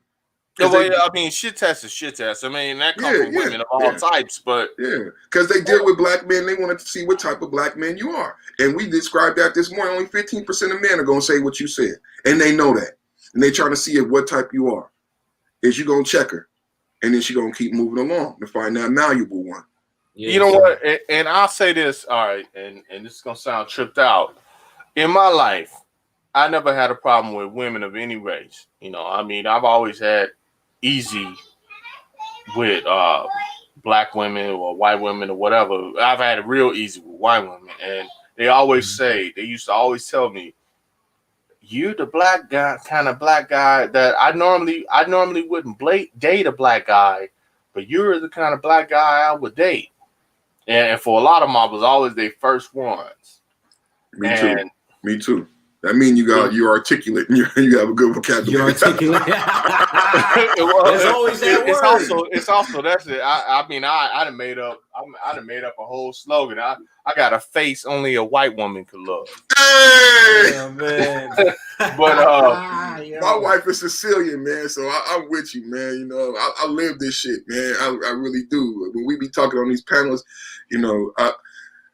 it's a sad state of affairs, man. So but it is what it is. But at the same, I never had problems fucking a black woman. Whereas for dating is a whole different thing. Oh, you too cool, but you the DJ, you cool as hell. You know what I'm saying?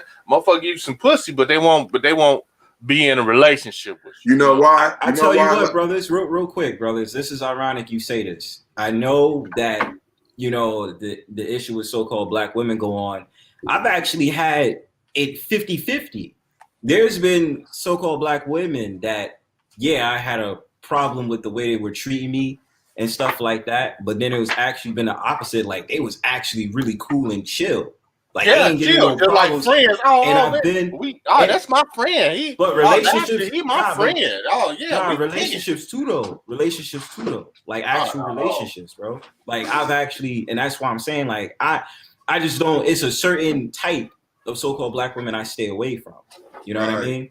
And that's why I just be like, certain brothers just be like, all black women ain't shit.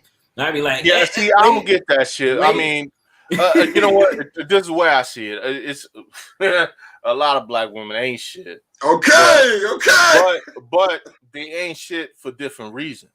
Right. Some ain't shit because, I mean, they might be cool as hell and you like, damn, man, I really like her. And you hang out and everything's cool. And they like, you my friend. And they give you the pussy. But they don't want to be in a relationship because I just don't know. I just don't know. But you know what it is for us? This is a very highbrow conversation. But the youngsters that keep coming up. Though. I mean, they're not willing to play the odds. They're not willing. Y'all really trying to have it go on tonight, bro? No. We inaugurating my man Brownstone. Yeah, definitely inaugurated me tonight. Damn. I don't think brothers. The youngsters is not willing to take the chance. So it's two things. Where do you find that individual that's a cool one, and the percentages are not in their favor. And the young men that I'm hearing, like the soul shader guys, the 20-year-olds, they're not making the bet. They're not taking the bet. It's not worth it to them, and I can't see a reason to convince them to do so. And where do I tell my 20-year-old son to find that one? Why would I send him into a gamble? Why would I send him to a? Yeah, I got a 20-year-old son, more than one. Shit, I'm 45. Ah, shit, you lucky. Well, I mean, I got a 6-year-old dog. I got a little kid. So my 20-year-old, he from a black baby mama, but I got little kids now with the Sicilian chick. But that's what he's facing, you know. And I hear the 20-year-olds on YouTube, and what he said the other night is that why the older guys always concerned about saving the community when we not. He said, we're talking about video games and stuff. And another thing that they said is they've made up their mind that they're not going to take that chance in dating and being with someone that possibly might put them on child support or give them issues with raising their son. So when we had that just showed that we were smart enough to get them in the right position and don't don't let no bitch get you on fucking child support. Right. They're not even having kids. Video game though. I mean, that is. They're not even having kids. I mean, yeah. Well, yeah. I mean, how many 20-year-olds you know when you was 20? Was you thinking about having a kid? Man, yeah. And then I had friends having babies at 13, 14, and 15. You know, we was different, man. We had teenage pregnancies and shit, man. So yeah, we did too. I mean, we did too. But at the same time, I mean, how many wanted them? I had to be on some joint like, look, listen, it's not the time right now because I'm in college, so. Yeah, I'm gonna have to come back to that. You know what I'm saying? Shout out to my boy. Cool. It's good. I wouldn't even think about that shit. Yeah, I was like, look, listen, my focus is on this college life right now. These studies, you feel me? Like, good point. So you saying they're not even typically they wouldn't be thinking about children at this time. So it's not abnormal. Not 20, or at least their early 20s. Like their early 20s, right. Hell no. They about just taking the panties off, just smashing. You know what I mean? But okay, is that cultural? Because you got the Perfume song who says that, and it's true that you were in college. Don't you see other cultures getting married in college? And I saw that too. You know what I'm saying? Is that a cultural thing? Because they getting married at 23, 26. When they graduate college, they getting married. But you know what? I think that's trickled down from the older generation. That's the older generation. It's not the same now. You feel what I'm saying? Older. You got other cultures. I'm Generation X. Perfect time.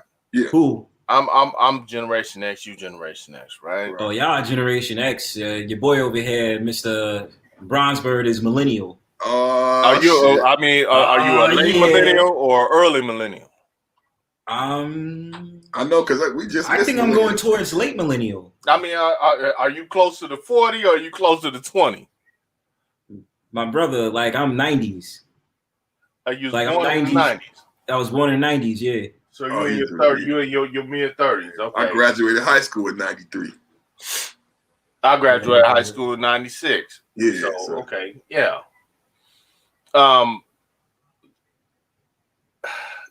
Guys, well, y'all brothers, listen, brother. Like, the guys. My age is 28. I'm still in my 20s. I'm just in late 20s. Oh, yeah. So you wise for your age. Oh, you wise for your age. You dig what I'm saying? I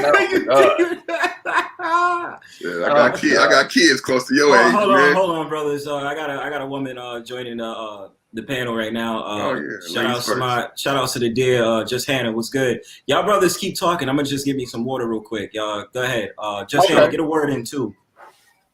Oh yeah, let the lady come on and have a word. Hey y'all. Happy Friday. What's up? Happy Friday. Happy Good Friday. Jesus paid it all. It is a Good Friday. Amen. I just finished getting off of work. I'm listening. I'm trying to figure out, because I just got out the train station, so I'm trying to figure out what I'm talking about now. Okay, because you was on earlier, weren't you? Yeah. Okay. Like peace, right? I kind of lost track of where I was at.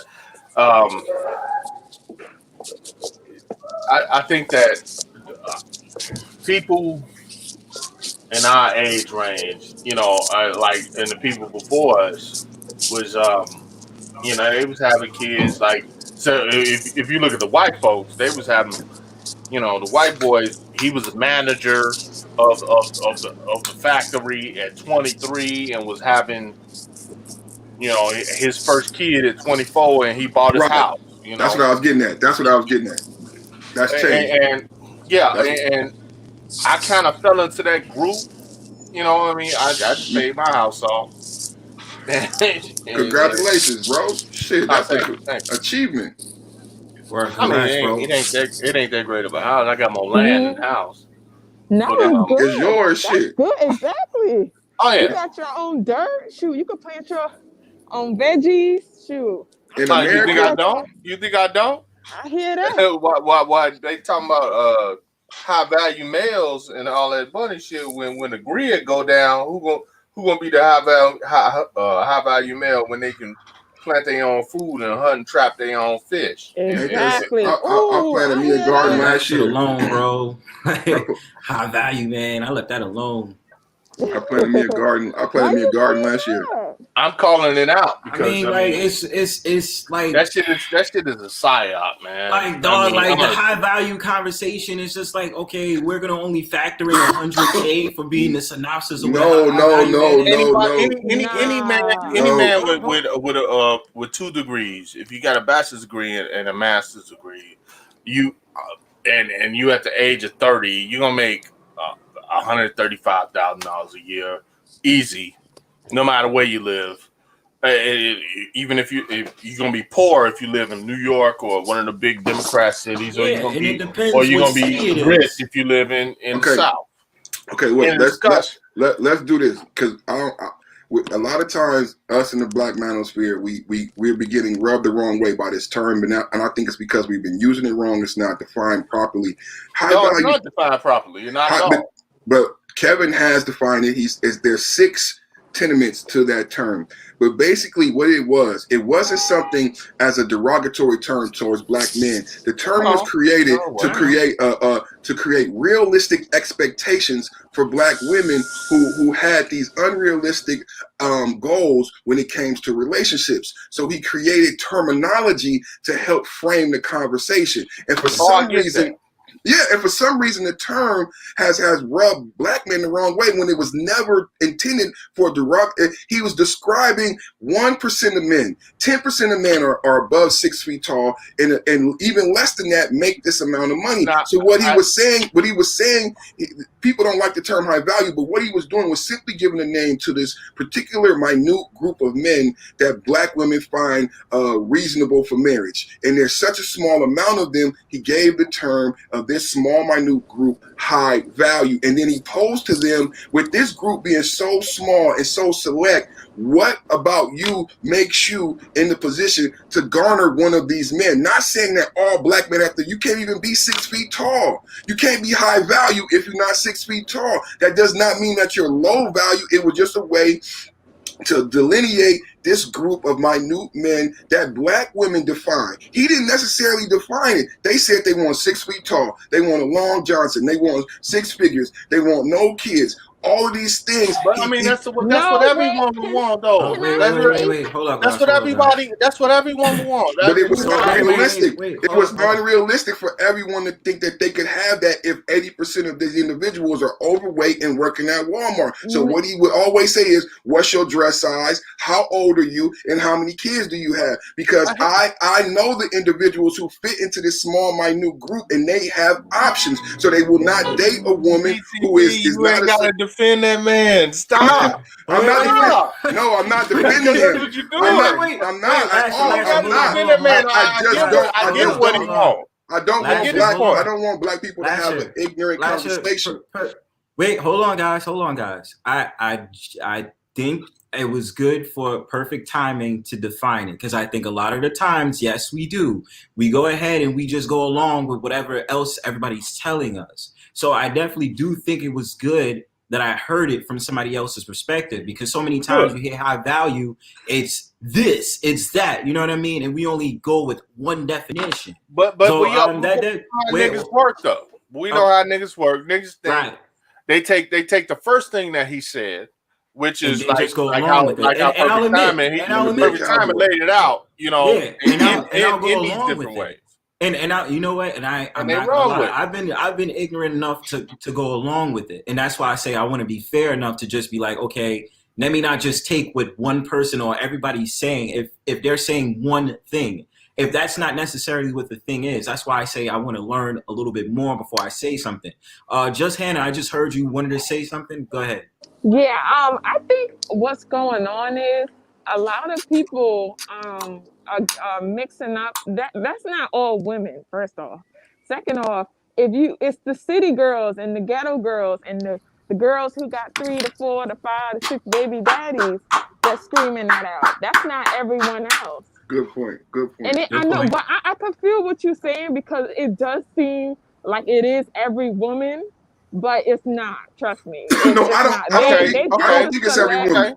You know, humble bragging, yo. You know what the other term is? You know what the other term? You know what the other term that totally missed the black manosphere is? Henry. Every time he said high value, he would say Henry. And when he was talking to a woman, he was explaining to her that you may not match up with a high value man, you may not even be happy with him. You would be happy with a Henry, a truck driver who was making $150,000, a plumber who was making $150,000. So he wanted to speak to the fact and reframe the conversation and put realistic goals into the black woman's mind, and then put value on black men who actually exist. The plumbers that actually exist. Right. So and people, we totally missed the Henry. Every time he told her, "You need you a Henry. You can get because you." Niggas always miss the Henry. Yes, but I don't, because I think we want to beat him up because he got so popular. Ain't nobody beating him up. No, I'm not saying the people. I'm not saying the people on the panel. No, not the people on the panel. But it's like the same thing that happened with Derrick Jackson. It's like we like this crab in the barrel mentality, and it's like as soon as something happens, we all trying to get views and we all trying to cling on to something and say it's negative without understanding what the conversation. He's actually helping single black men. He's actually helping single black women understand what your choices are, who to look for, and if you do want that small, minute group, he's telling them get some therapy, get in the gym, and you need to be within these certain parameters, a certain age. Right, and that's all respectable. And can I say this? Yeah, you can. You go first.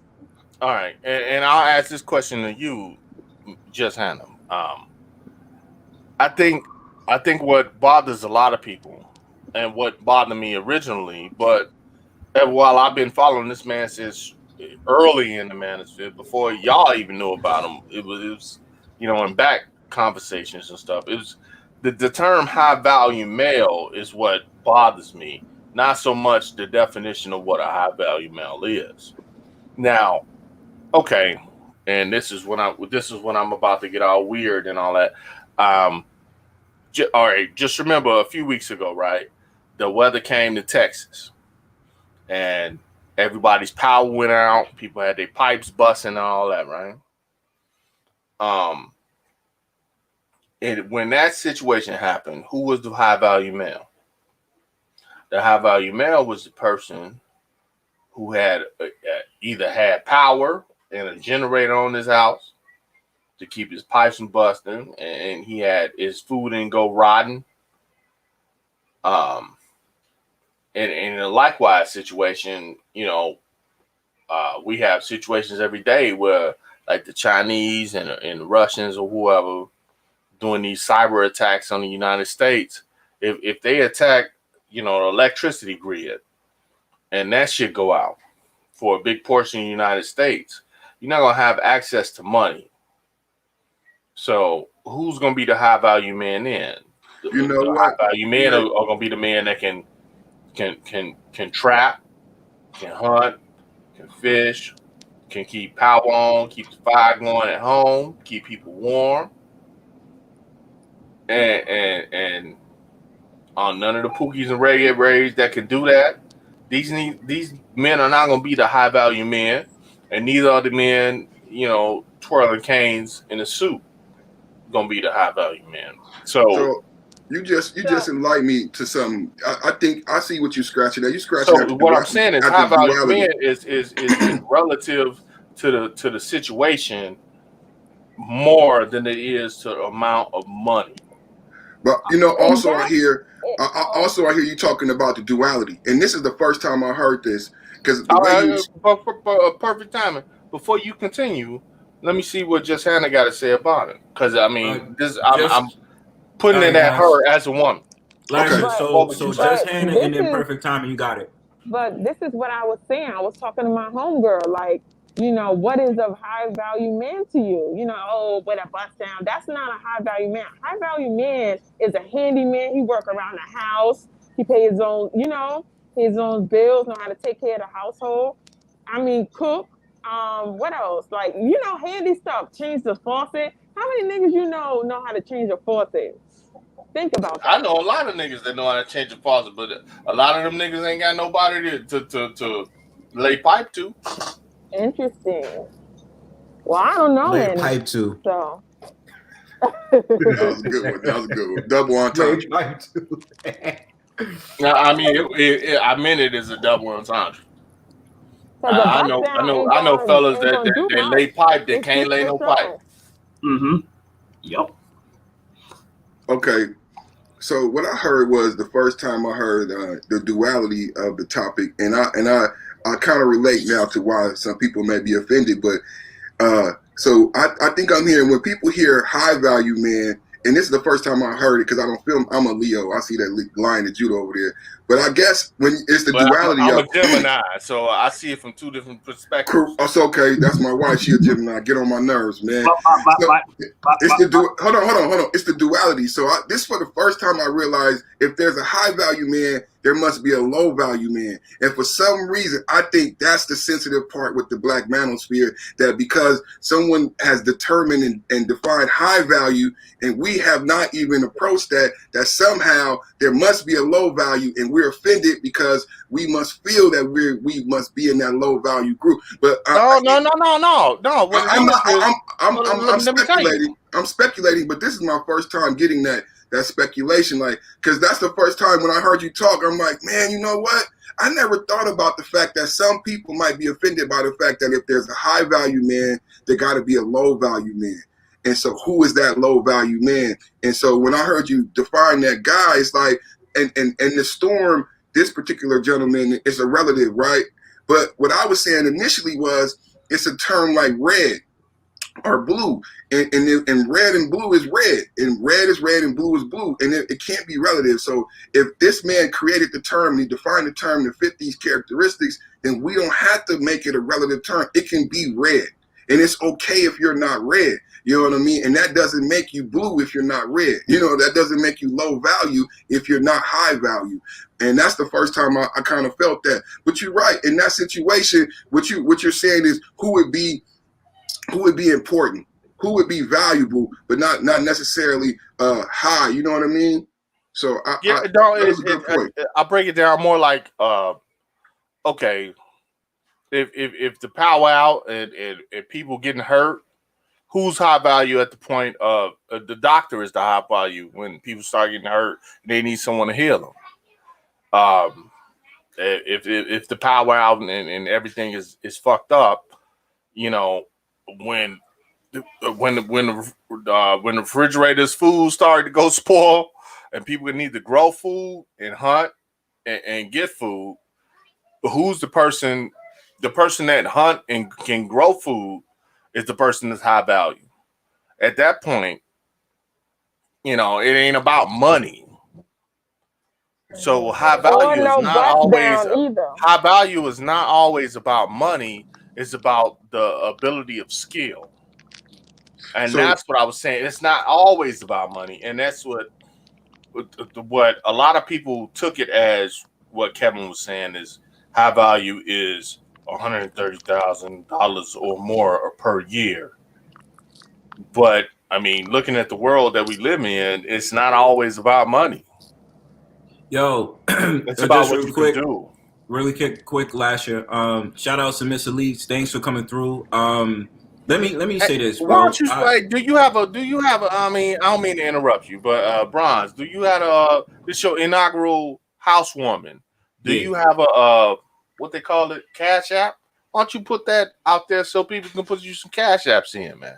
My brother, like we doing too much, brother. Like, no. What I'm saying is because when I believe in somebody, I pay. And you know, other brothers in the sphere know that I pay. I pay for what I believe in, what they say, and what they do. Why don't you put a cash app out there so somebody else besides myself? I believe in it too. I got me hyped up, man. This powwow is smoky as hell right now. I mean, no, it is what it is. Let's go, dude. You know what I'm saying? Yeah, I'm ready. And it's not many people here, but I mean, shit. Put the motherfucking link out there, and y'all match me. Okay. Look, listen. I was already thinking about setting it up, so thank you for putting that out there. Post it. That's what I'm saying. I gotta set it up, nigga. I better get rent. Listen, man. Like this is a housewarming. Y'all niggas always trying to ask for shit. Listen, nigga. I'm asking for. Close mouth don't get fed, man. I need mine too, man. All I'm asking for is, hey, this my first time being on the panel with you. I came to your panel. I went and searched you out because you was on the panel with Lil Big Nate last night, and I fucks with Lil Big Nate and other bands in the manosphere, and other people in the manosphere tell you. I sponsor the people that I believe have a point. Go ahead. Yeah, I'm gonna say this real quick. I get it with the Cash App. I just look. That's in the back of my subconscious. Don't believe you me. But as in for right now, like I'm just testing the waters on this stream thing, and you know, a lot of people that I thought was gonna come through came through.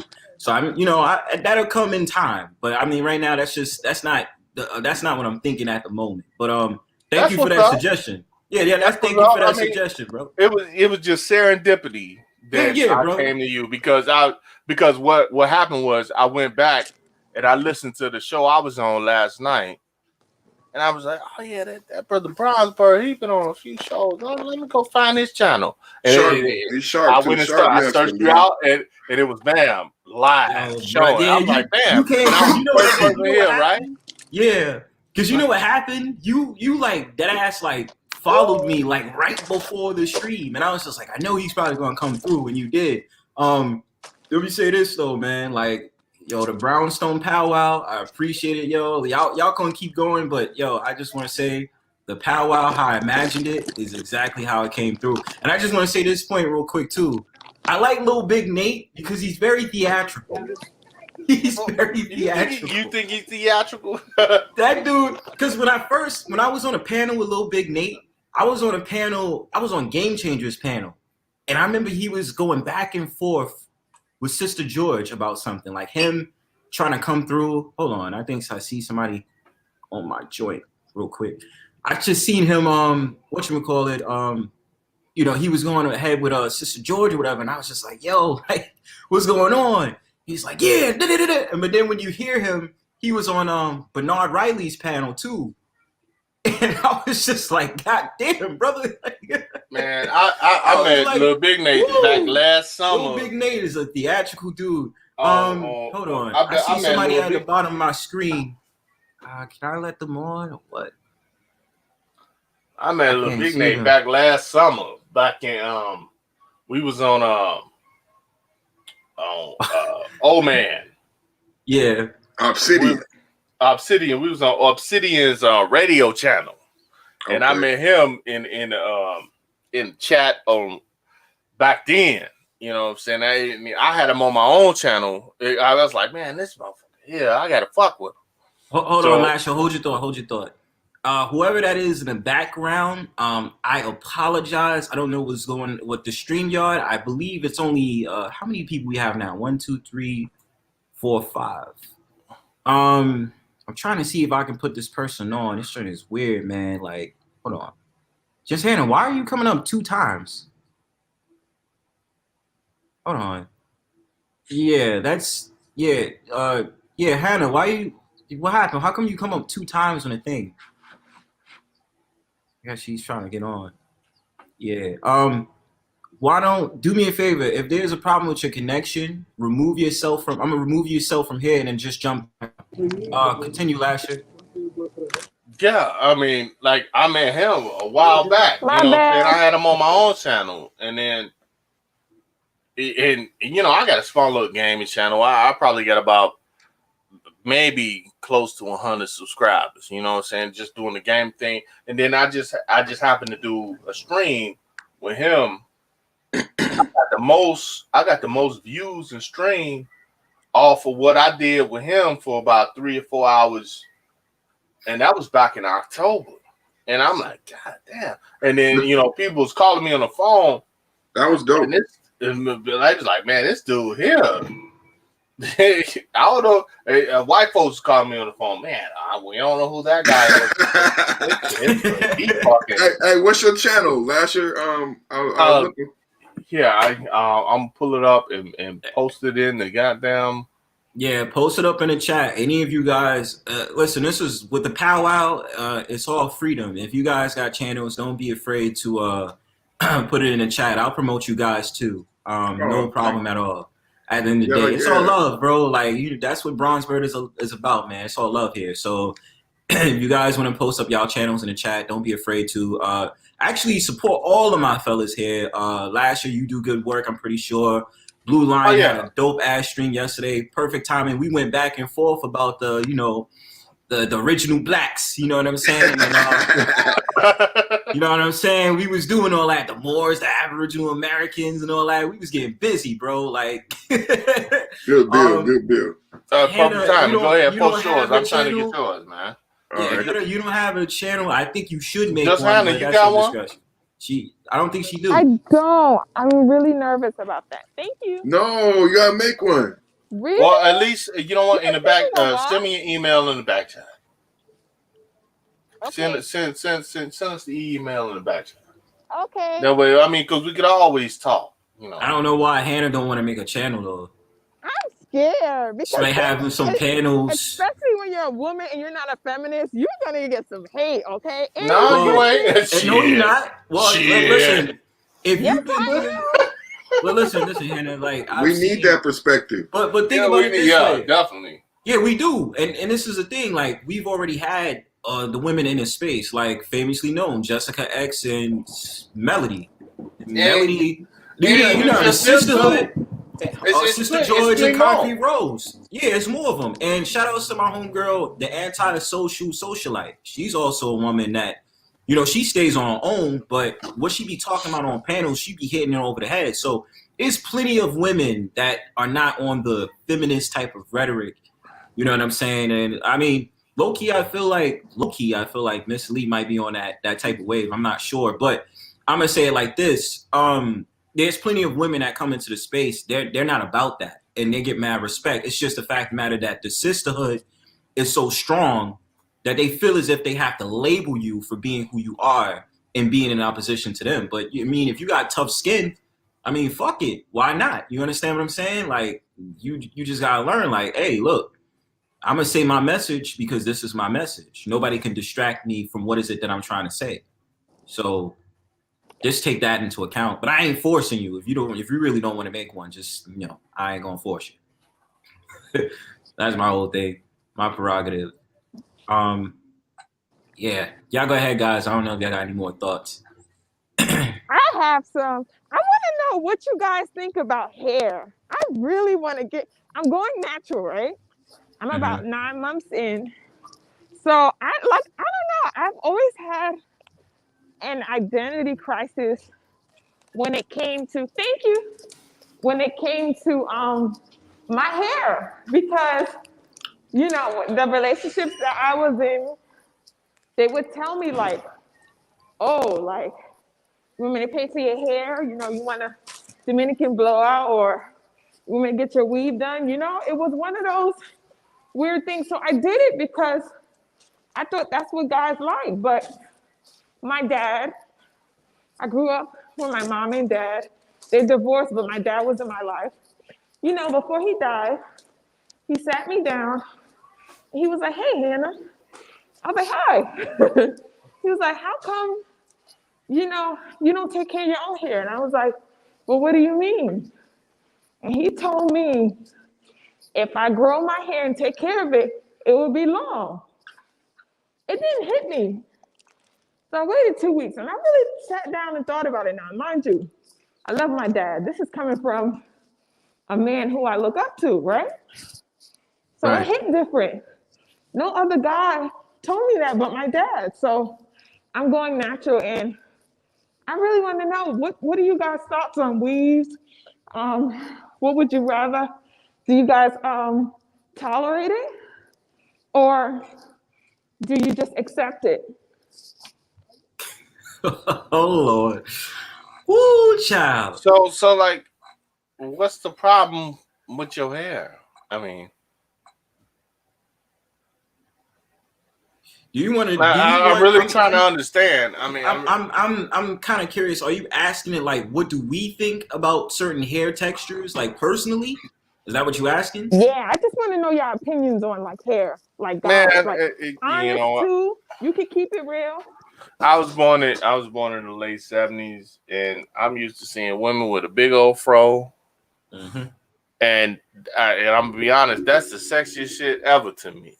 You know, Bro. These fucking flat ass fucking weaves and all that other shit. No, because I know it ain't yours. Yeah. Because if I can't look at myself in the mirror and say, you know, I look at my hair. I mean, granted, I'm going bald, but at the same time, I look at myself in the mirror and say, my hair look like this. And if I can't look at if I'm with a black woman and I can't look at her hair and say it's the same shit, you know, and she got to go through all these preparations and greases and fucking glues and all this other shit to go through. I mean, no, that shit be how it came out your fucking skull. You know, I mean, the way God made it. If it come out your skull and it's curly and nappy, that's what it is. Get you a pick and be who you are. I mean, them fucking weaves and shit, that shit is garbage to me. I'm gonna say this, bro. Like, the avatar explains exactly what type of women I like. I love the natural. I've always been a fan. I see it right there. Yo, when I tell you I love the natural look, that shit'll have a nigga drooling, yo. Like, I'm gonna keep it a stack, yo. Ain't nothing like seeing a woman come out with those puffy fros, the curls, the kinks, all that shit. I love that, everybody in my family knows how I am. They know that I don't really like the wigs. I don't really like the weaves. Now, this is the thing. I would be a liar to sit up there and say that certain weave types don't enhance certain women's looks, right? Say for instance, they get like the black weaves or the dark brown weaves. But even still with that, I prefer it natural because with the natural hair, there's just this glow, especially about so-called black women. Because I ain't gonna lie, fellas, so-called black women is my first choice. It just is. I'm a bachelor, so I still want them. My thing about it is this: I've been a sucker for natural hair since the day I was born. I'll be honest with you. Most of the girls I've dated all had natural hair, and they'll wear hair wrap and all this other shit. Luckily, they didn't wear a bonnet, but most of them, I have a heart attack. Like, help it, please. Hair warrior. Yeah, my thing is, I've always been into women with the natural hair. Always, whether it be locks, whether it be the afros. I'm a sucker for afros. The curls, the kinks, whatever. So it's like, I don't like when women paint the narrative like us as men try to claim like, oh, we don't like that, da da da da. And again, that's why I said in a different conversation, I'm like, y'all don't ask us what we like. You know what I mean? Y'all not asking. Y'all just say, oh, but y'all don't like that because if we was to get to 24-inch and it's like, but you didn't ask us though. Like, I love that shit. I don't think it's we don't ask. It's you. For a long time, you guys have accepted. I feel like Black men lost their voice some way, right? Because now, mind you, my dad, he's been watching me wear weaves for years, and he would tell me the same thing. But he sat me down like from daughter to an adult, and he was like, "I know it's your," because it is. It was my two older sisters. My older sister and my younger sister, they have really long hair, like waist length hair. Like they had that for years, and I was like, the Betty, I was just, the one with the short hair. But my dad sent me, because we have two different textures. My two sisters, their texture is like 3C, 3A, like, because my dad's Cuban and half Cuban and black, and my mom's African American. So I got my mom's hair, so it's 4C. It's like, you know, straight from Africa. So, but I didn't know how to take care of it. My dad used to tell me like that, you get a perm, because before I got a perm at the age of 13. So he was like, you know, if you get a perm, it's going to make your hair fall out. And what did it do? It made my hair fall out. And I was just running after weaves, and I didn't do wigs, but it was just more of a leave out. Like my hair was collarbone length before it even broke off. So it just stopped there though. It didn't get longer. So when my dad actually sat me down and was like, Hannah, like, you know, like I care about you, and I know like what you're chasing isn't subliminally self-hatred, but he was like, what you're chasing is an insecurity. And he was like, if you start wearing it and see, you know, give yourself some time and see if it grows. And it did. But it took my dad, you know, it's different. I feel like, you know, a lot of Black men, we accept these things. Like a lot of Black men, you accept it. And I feel like the voice of Black men has been lost, because they wasn't saying that shit back in the 70s. Hold up, Hannah, who are you talking to right now? You. Wait a minute. She flipped on us, right? She flipped the whole thing. I didn't say that for that. Because hearing what she just said, like, I'm just sitting here like, wow. Like, that's why I said that. Like, like, wow, son. Like, no, and I mean that in a good wow. Like, I don't mean that like, oh, seriously? But like, I'm like, wow. You know what I'm saying? I'm going to say this. I'm going to let you brothers have it after that. First of all, I do honor the fact matter that the father is the first teacher of life. You know what I'm saying? The mother and the father, right? And they always are going to gear you in the right direction. Unfortunately, in our conditions in this society, it's just kind of like the liberation of, I can do whatever I want and you can't tell me what to do. That's basically the hardness of it. And that's why I say there's no civil conversations between so-called Black women that's trying to say they want to be with Black men or understand Black men. Because if we say certain things, it's kind of like, oh, well, but when I do this, and then, you know, certain times they deflect. And it's like, I'm literally telling you, what is it that I want from you, right? What is it that I desire, right? And my last point about this is this. My issue with weaves is there's an expiration date. You can't keep a weave in your hair 365 days a year. You can't. You have to take it out, you know? And, you know, certain times brothers to see them tracks. I don't want to see no tracks. Listen, I love rubbing my hands through those naps and kinks. And when I said this on a different panel, women got offended by that. They was like, but why you gotta call it kinks though? Why you gotta call it naps? I'm saying, what's the problem with me loving naps? I love naps. What the fuck? I have a nappy ass beard. My shit is wolfed out, and I enjoy that, even though I gotta oil it up and all this other stuff. But my point is, there's nothing wrong with that natural texture. It's just been bastardized to make it seem like there's something wrong with it, and there's nothing wrong with it.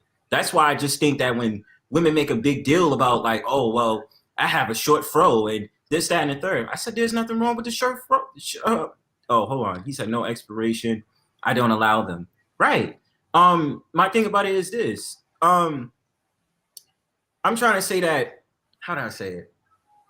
It's just that, you know, when they complain about, oh, well, I got a short fro, they don't like my 4C and this, that, and third. It's like, shut up for a second. Like, do you hear yourself? You didn't even ask me if I like the 4C or the 4B. I don't even know what the fuck that shit is. I found out what it is, but it's just like, now I know. You understand what I'm saying?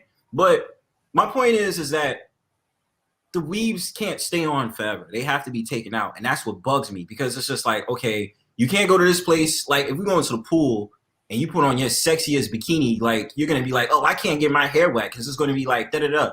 And I get it. With certain women that, you know, I'm cool with, they'll be like, oh, well, it gets frizzy or this, that, and the third. Like, I don't understand y'all texture of y'all hair and that, like, men, we just more simpler. Like, bro, we grow our hair out or we keep our joints short. Women, it's different, and I understand that. But to get on to your point, Hannah, I encourage the natural look. I love the natural look, me personally. I think if you talk to a lot of brothers, we do like the natural look. You know what I mean? And it's like with certain women, when they decide to get the weaves or the wigs, their entire thing is, oh, well, I want to switch up my look. I want to do this and I want to do that. But with your natural hair, which God, the Most High, gave you, you have the ability to switch it up the much you like. It might be a little bit tedious because of the texture, and I get that. But at the same time, you can switch it up as much as you like. How could you sit up there and say that the Most High limited you on having a certain hair type? That's not true. So I get it. I used to have an afro back in high school. Hard as hell sitting up there maintaining that shit, but I maintained it.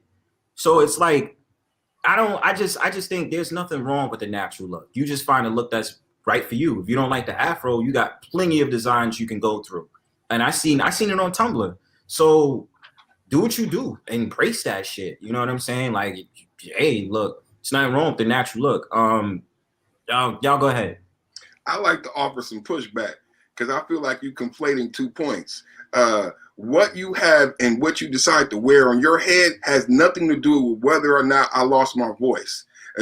These two things are not in the same house. So number one, black men have never lost their voice. We have always been explicit about what we like, and that has been natural hair. You can go back to good hair of Chris Rock. You can go back to Spike Lee, to School Days. It's always been the same issue, and it's been a choice made by black women. Even when you get beat by the Chinese store owner, you go back. Even when we come back to protect you from the Chinese store owner, you still go back.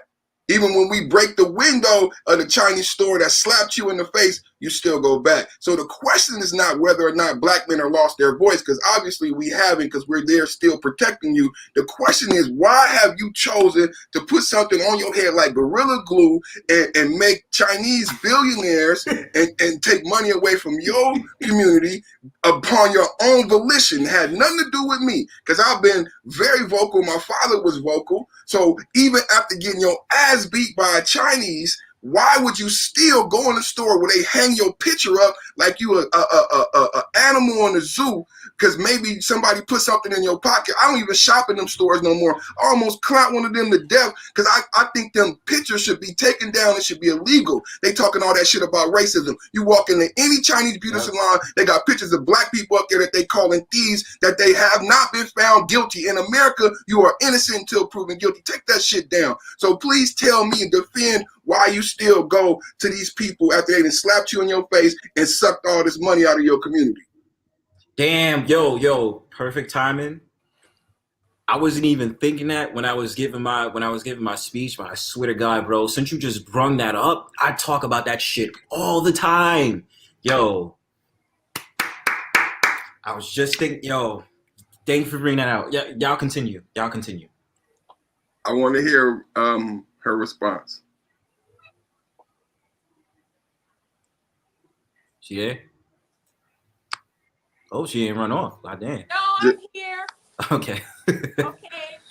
You know what? You got a point. Not gonna lie. We do go back, but I don't, like, as my dad would say, he was like, men don't care, but he was like, he feel like when my dad was talking to me, he said he feels like we do it for each other, like women. We do it for women, because if, you know, and he was right. He said if half of these women have fathers telling them that, you know, to support their hair, they would do it. But we don't have that. We lack that. We lack father figures. And I was saying God blessed enough to be told that, because, you know, it hits different. It hits different when, you know, you got someone that you love, you know, and you look up to, and he see me. I was first place at that weed store. I didn't even go outside if my hair wasn't done. Thank God I had evolved, and, you know, I found myself and my hair and my texture. And yeah, I don't wear, I do braids a lot. I think I noticed the attraction of that. So I can imagine once my hair actually gets the Afro puff, you know, once it gets there. So will you concede that black men have not lost their voice and apologize? And can you explain to me? Very vocal. Yeah. Yeah, very vocal. And he's absolutely right with those. I'm sorry to interrupt, perfect timing, but it is the fact of the matter, like, our voices is not, I would say, honored when it comes to that conversation. It's just kind of like, you need to shut up, boy. And then it's all these like stereotypes and all these like projections that's put upon us, again, which goes to my point. Y'all don't ask us. You know what I mean? It's just kind of like, this is a consensus because personally I felt like, and personally my friend felt like, and it's just like, okay, but are you asking on an individual level? And they'll have these social experiments all the time, especially here on YouTube, where those women will ask them, our men, what do you prefer, natural hair or weave? And more times than not, what is the answer? Natural hair. So this is not even a conversation of men not being vocal. It's selective outrage on what they want to make angry about themselves. That has nothing to do with us because we already answered. And a lot of the times, just as last thing, and I'll give the floor to whoever was talking for me. A lot of the times, so many things that black men, that women claim so-called black men don't have these different things, or we don't say all these different things. We've already given an answer. You chose not to honor what we said to you or what our answer was. So that's the problem, you know? Go ahead, whoever was talking before me. Also, in response to the fathers, you yourself said you have a good father, and the CDC has said that black men are the best fathers in America. So I think I want to hear more, because I think you're trying to get at something deeper, because you've made some very derogatory, broad claims about, number one, black men losing their voice, even though you seem to have a father who vocalized something good to you that you applied in your life that was beneficial. And then you also said black men not being fathers, even though you have a black father in your life that seems to benefit you. And now we know that the CDC has said that black men are the best fathers in America. So it must be something deeper that I feel like you want to get at. And I don't want to scare you away from talking about that. So if you want to go deeper on your opinion of black men, and you want to go there and tell us why you have that opinion, I would like to hear that, because so far you haven't validated some of these sweeping generalizations that you used. Also, to the weave point that you brought up, let's just be honest. At this point, I believe weave have become like tennis shoes, and I say that to equalize the playing field, because we have our vices too, and we have our billion-dollar industries that somebody might think as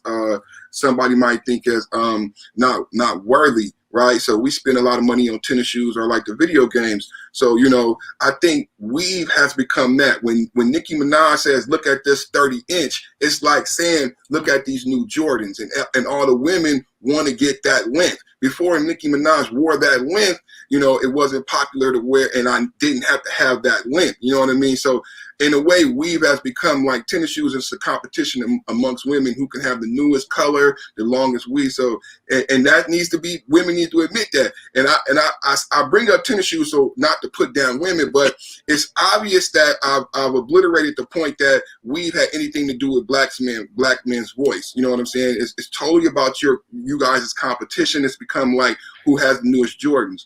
So would you please, just Nene, I would like you to expound on why it is you're trying to tie these generalizations and these tropes to these minute things that have nothing to do with black men. Ooh.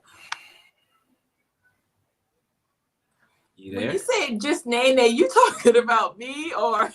Yeah, I'm talking about you. Am I saying it not right? Okay. Nana, is it Nana? Just Nana? No, Hannah. Just Hannah. Just Hannah. Oh, okay. I didn't see the H. Just Hannah. I just felt okay. So growing up in high school, right? It was really, really strange. So I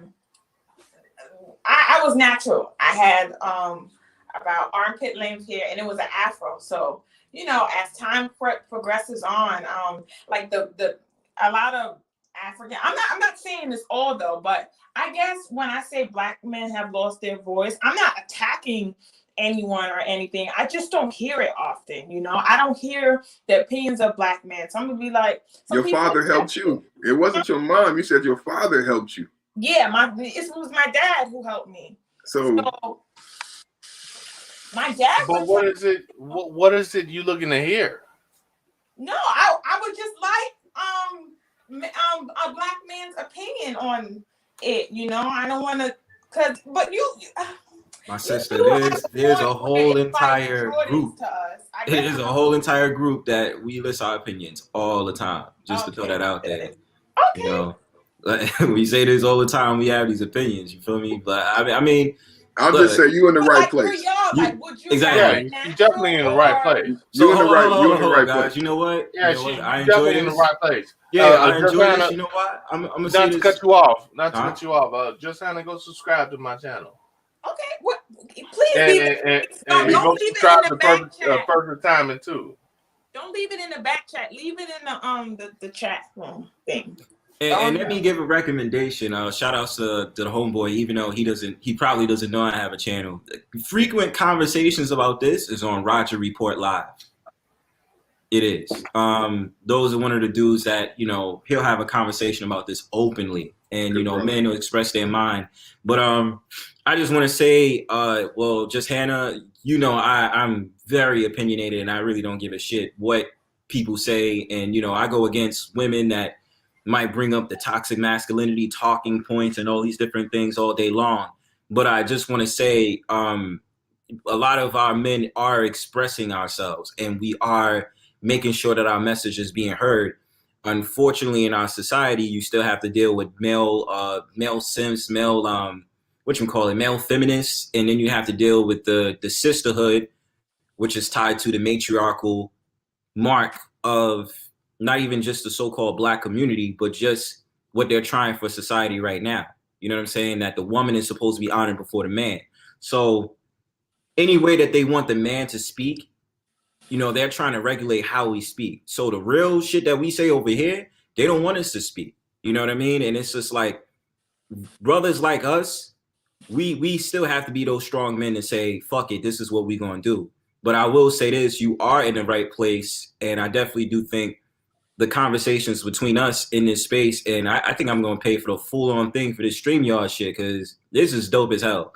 But I just want to say you are in the right place, and I just want you to understand, like, if you didn't understand before, if you didn't have the experience, us as men are trying to have, not even trying, we are having that voice. You know what I mean? And the job of this society is to put us down and not have that voice. But we out here strong, and I mean like full force, like ready for war strong.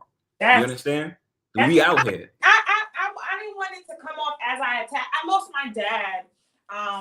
Rest in peace too. In May, last May. So you know his anniversary is coming up. So it's just I don't know. I'm just having an identity crisis. Him not being there, it's really weird. So well, just Hannah, like I said, I've said plenty of times to you, if you want communicate with me through the email, you know my email, just a conversation. And I'm just saying this for real, like for real conversation. Like if you really want to conversate with me, you're more than welcome to email me, and we could have a discussion about things that might be on your mind. I'm not looking for a new dad or anything. I just want to, you know, it's no. I'm not saying it like that. Not at all. No, not at all. I'm just saying I offer that to anybody that wants to conversate about things that's on their mind. Like seriously, if that was the case, if you wanted to. It's a community. It's a community. Yeah, that's what I mean. It's a community. So if you really wanted to contact me about things that's on your mind, don't hesitate to email me. You know what I mean? And he might talk you into starting the channel, you know, get you to camera. Yeah, I'm still going to watch it. Yeah. Like, yo, start that damn channel. Yeah, for real. That damn StreamYard. Yeah, we need that voice. We need to get a camera, get a microphone. Start a channel. And I mean, look, listen, I'm gonna say this, just Hannah. I'm gonna refer you to if you want to see women that's in this space that, you know, they have the conversation with men. I recommend you watch Jessica X, Sister George and Concrete Rose, which is what is it, brothers? The sister breakdown, the women's perspective breakdown, the women's breakdown. Yeah. What is it? Y'all know that? Yeah, the woman's breakdown. Just type in Sister George on a search bar, and Sweet Melody Speaks. Shout out to Sweet Melody Speaks because oh yeah, hold on, I forgot one more. But I mean, honestly, if you're gonna go to the top, go to Jessica X. Jessica X, yeah, go to Jessica X because yeah, she breaks it down, and you know, shout out to Jessica X. At the end of the day, Chantel Simone and who else? It's another woman, brothers. Oh goddamn, the lady with the locks, Danica Marie. I'm not too familiar with Danica Marie. Yeah, okay. Danica Marie. We need more that are red pill.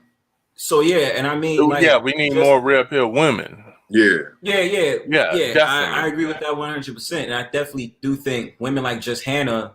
I definitely do think your opinion is very valuable. You know what I mean? I think that it is very important for us brothers to allow, and I'm just saying from experience, brothers don't have to believe me. And please, for the love of God, y'all brothers in the comment section, please don't call me a simp. Because they be ready. They be like, you simp. But I definitely no one's calling you a simp. No, I'm joking around. But I definitely do think it's valuable when we have women that have an understanding. You know what I mean? And you know that is needed. So I would just put that out there just for reference. But the women that I just mentioned, check those women out when you have the chance, because they, you know, they have an understanding. So yeah. Otherwise, now y'all keep going. I appreciate the participation. You know, we had a conversation earlier about opinions, and I think we need to reward the participation. You know, it says a lot that you would value Bronzebird space during this time in your life and come here. So I think that's a compliment to this young brother. And yeah, I really appreciate and thank you for the attention. You know what I mean? Because I don't think we complain about not getting attention, and when we're shown attention by someone of your caliber, we should reward that type of behavior. So thank you for definitely opening up and sharing and coming on the panel, because that's not done enough. You know, it's not done enough. And Bronzebird, I'm gonna tell you right now, you on the fast track. Yeah, man. Real talk, you on the fast track. Appreciate that. I'm trying, yo. Brownstone Pow Wow, man. Let's go, baby. Yo, man, for real, I want this space to be just like this. I love like the whole vibes. You feel me saying? And when I thought about the title, I said, when I thought about the Brownstone Pow Wow, I promote peace. So I was like, I need something that's going to signify like it's a housewarming. You come into a space and it's just powerful, like spiritual peacefulness. And I was like, the Brownstone Pow Wow. Like Brownstone is, you know, the brownstones, and then the powwow just like peace. You know what I mean? So, and like I told you, it was serendipity. The way I just found it, because I was originally looking at what I was on last night, and I'm like, man, let me go find this brother. Yeah.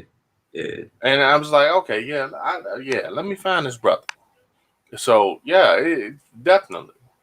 Yeah, you need to be doing what you're doing and putting the word out. I'm not one of those people who are. I don't talk a lot. I talk a lot if it comes to games and stuff like that, but when it comes to these situations, I don't talk much about them because I don't fit into every situation about it. But at the same time, I mean, I do care, and that's why I donate to all the brothers that I do that are in the manosphere. Word. And I'm glad. I thank you for having me on your show tonight. Brother, I got this little picture up here. This is my little one right here. Yeah. Beautiful. Very man. beautiful. Yeah, beautiful. And like I said, bro, I'm gonna run this. I'm gonna run this joint for I think another 15 minutes. Because I wanted to. Yeah, I'm gonna run until like about 11. But I just want to say, not that I'm ending right now, but I like I feel, yo. I appreciate all of y'all shit coming to through. do. I mean, everybody know that. I'm probably just gonna, what? No lie. I think I'm just probably gonna record a couple more videos, because I think tomorrow, I wanted to. This is a spoiler. I wanted to put out a video about the Coming to America review.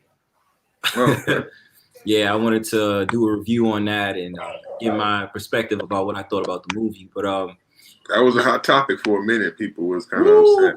Lord have mercy. And I just seen this like last week. And I was just like, okay, triggered. I haven't watched it yet. That's why I'm gonna be quiet. But I haven't watched it yet, but I know a lot of people have been talking about it.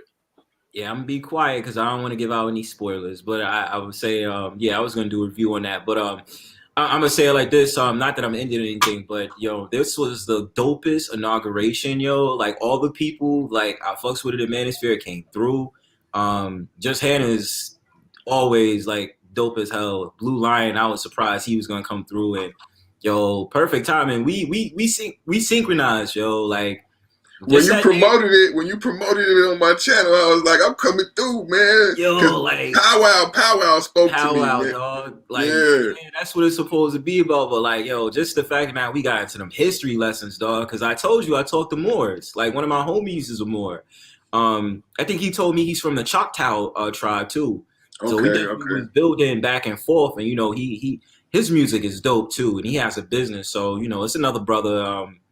You know, I just was like, you know, it's always great to talk to our brothers about, you know, I'm a history geek too. So yeah, me too. I love talking about history. You know, right now for a personal perspective, I'm from New York, so I'm just trying to talk about the Dutch and talk about the Aboriginals of New York. You know what I mean? So I get into deep shit like the Canarsie, Shinnecock, Algonquins, which is technically just a language. But it's really okay. When you say that, I've heard that before. I heard that before. Now that the Algonquin. When you say it now, I know what you meant talking about when you say the Algonquins. It's like the Northeast. Like it's like the Northeast band because there's just like more groups under it. But like it's a crazy history the Algonquins because even the name is not even spelled like that. It's spelled with a K, not a Q and a U.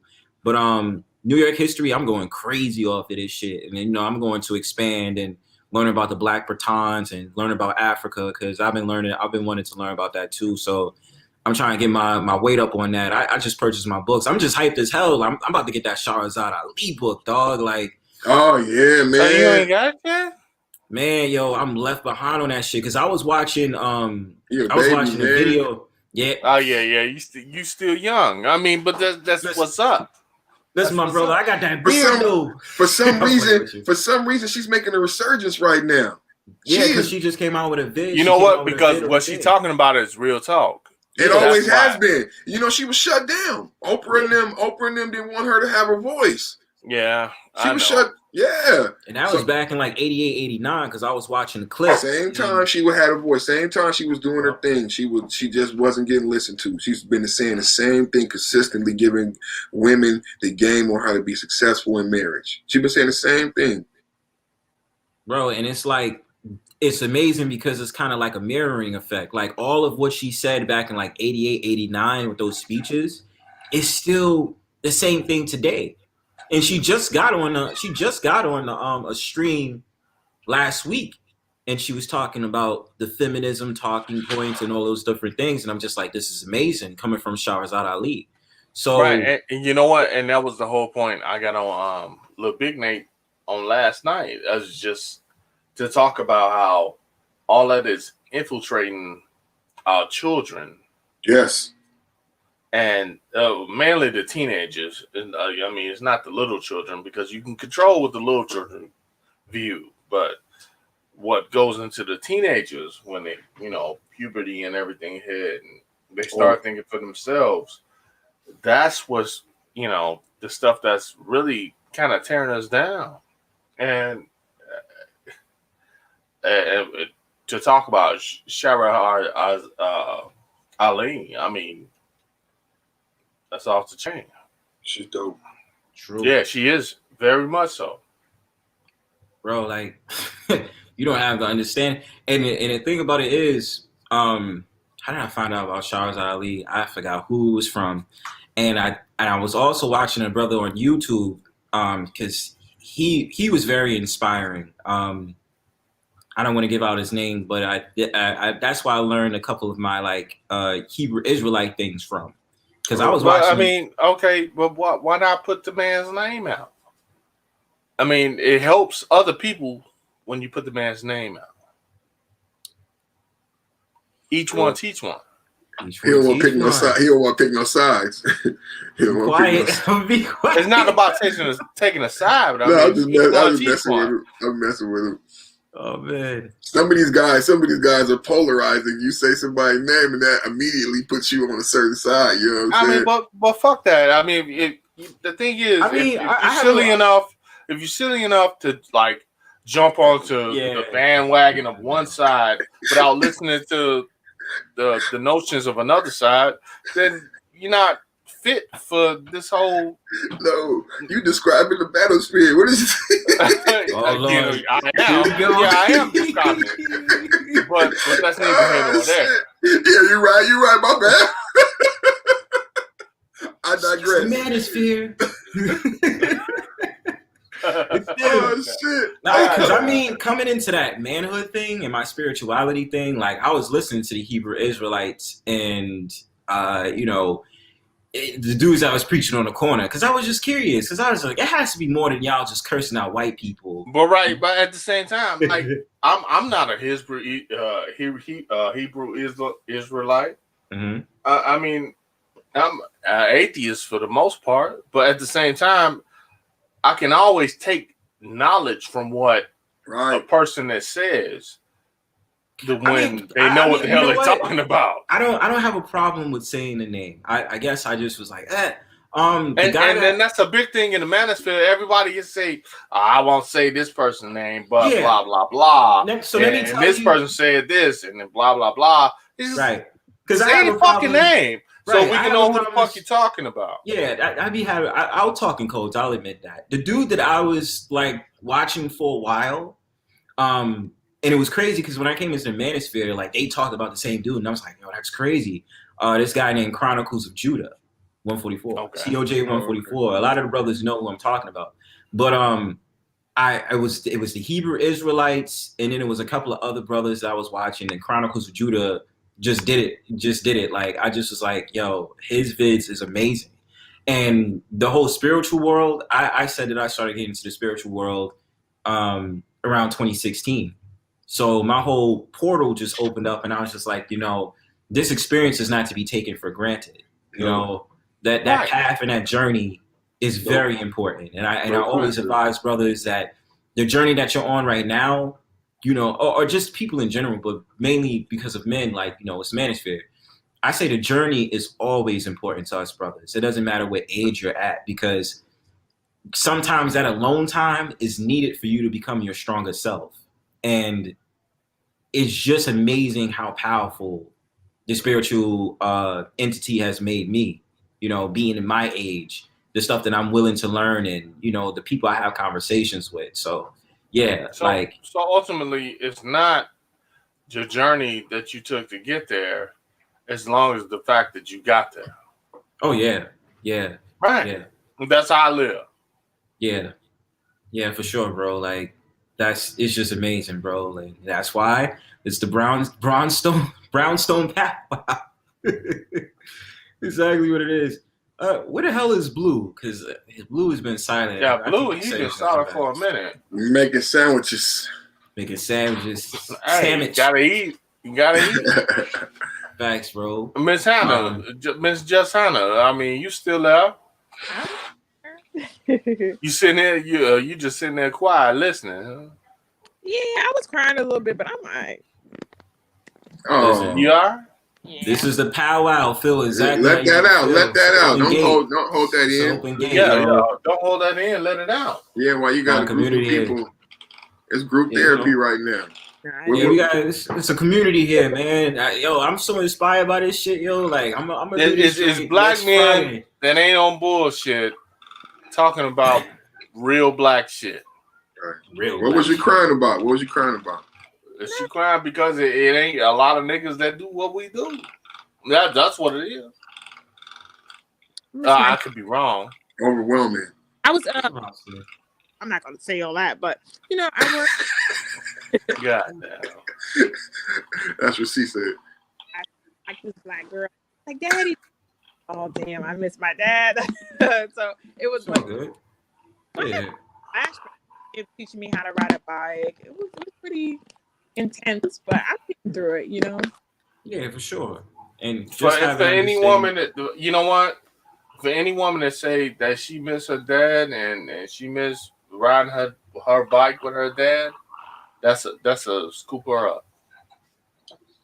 Because that means she had a dad.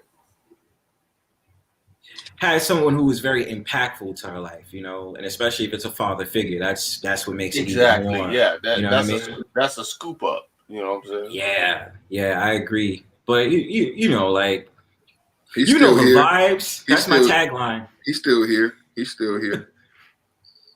don't go. Man. Energy is not destroyed. No, they still energy here. Just gets transferred, you know. Right. I got an altar. I know you probably got him on the altar. He can hear you right now, so he with you right now.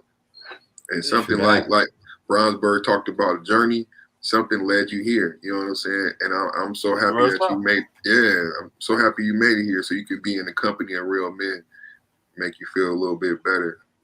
Yeah. Facts. Yo, I got 3 more minutes on it, my dude. Usually, I think what I'm gonna do, first of all, let me give a big shout out to all of y'all. Like, this shit was hella lit, yo. I appreciate all of y'all coming on this joint. This joint was lit as hell. I'm once it hit like 10:59, y'all give out y'all closing thoughts. And then I'm gonna play a song. We gonna step out. It's only gonna be like a minute and 30 seconds. But yo, hold up. Damn, yo, Soul Provider Speaks. What's good, my G? You are mad late, but it's all love, my brother. Shout out to my XP niggas. Oh yeah. Yo, Soul Provider, please.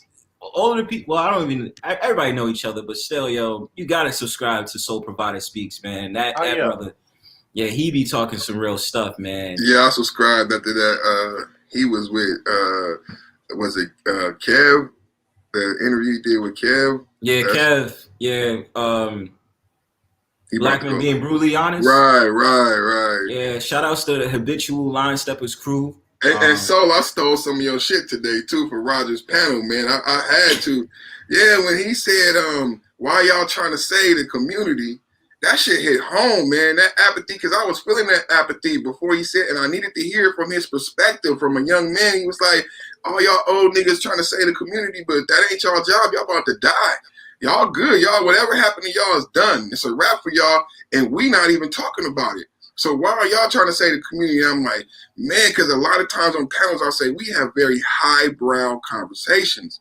And young men have already made a lot of these decisions. You know what I'm saying? And a lot of us are married or are in the end of our lives. So it doesn't really affect us. So when he said that, I immediately, and he was hella funny too, but that was a very good perspective, like to put everybody in a frame of mind, like what really are you guys trying to accomplish on these panels, and does the Black manosphere have merit? Yeah, I subscribe, man. I have a YouTube channel, and I what I said in the chat, it didn't get picked up, but if you're listening, I said a lot of us have shut up. A lot of us have lost our right to be fathers, and we attempt to parent through YouTube. And I'm talking about myself personally. So I notice a lot of that. So that's a lot of what's going on. So I don't know if if I'm trying to save the community, but I have not been able to be in the home with some of my children. So my goal is that I want to be able to put out knowledge via my YouTube page. And if they don't particularly want to listen to me, because a lot of young men do come, just like Jess Hannah came here tonight looking for solace, you know what I'm saying, companionship and leadership. Young men are doing those same things. So if they don't find me, I hope they find somebody like Lasher or Bronzebird and get a good guidance on things. And I think that's like I said today, these panels have become group therapy in a way. So I don't know if it's all about saving the community, but I subscribe to him. He was hella funny. He was informative. He was intelligent. And he had what did he call? He called him the perfume song. And I hurried up there and subscribed, man. You know what I'm saying? Like, and then like last year said, I've been listening to him for a long time too. You know, my Moorish partner has a lot of. I ain't even gonna go there, but like when you were saying, I was like, oh, you must got that molecule. Remember that molecule, that cologne you used to talk about, the layer one. You know, yeah. So I've been watching him for that long too, because I remember I learned about that molecule from him way back in the day. If anybody been watching him that long, because I like colognes and perfumes, and you can layer that particular one. You know what I mean? So yeah, man. Yo, yeah, Soul Provider. I wish you came earlier. It's all love though, bro. I appreciate you being here. Damn, how am I gonna do this? Well, you know what, fellas? And just Hannah, I'm really feeling this. I think the time that I slated for this was dope. I think I might just do this next Friday the same time because I really love the energy. It worked for the time that I wanted. So I think if it's cool, I think it's cool enough to say I'll hold a panel next Friday around the same time. And it'll be an open dialogue, or I'll try to spit in a little bit of topic of conversations, because you guys are very deep thinkers, man. Like I must say that, very deep into thought. And out there for you niggas, you better go subscribe and hit the bell. Nah, man, appreciate that, dog. So y'all can still hear me? I'm good. Yeah. All right, so what I was going to do is I was going to play a beat real quick, one of my favorite producers, and then we'll have our final thoughts and we'll be out. So I'm going to play the song. It's only like 1 minute and 30 seconds. Y'all stay right here, just jam out for a little bit, and then I'm going to come back and we'll have our final thoughts and be out. Is that cool? Gotcha. Mm-hmm. Okay, cool. Let me play it.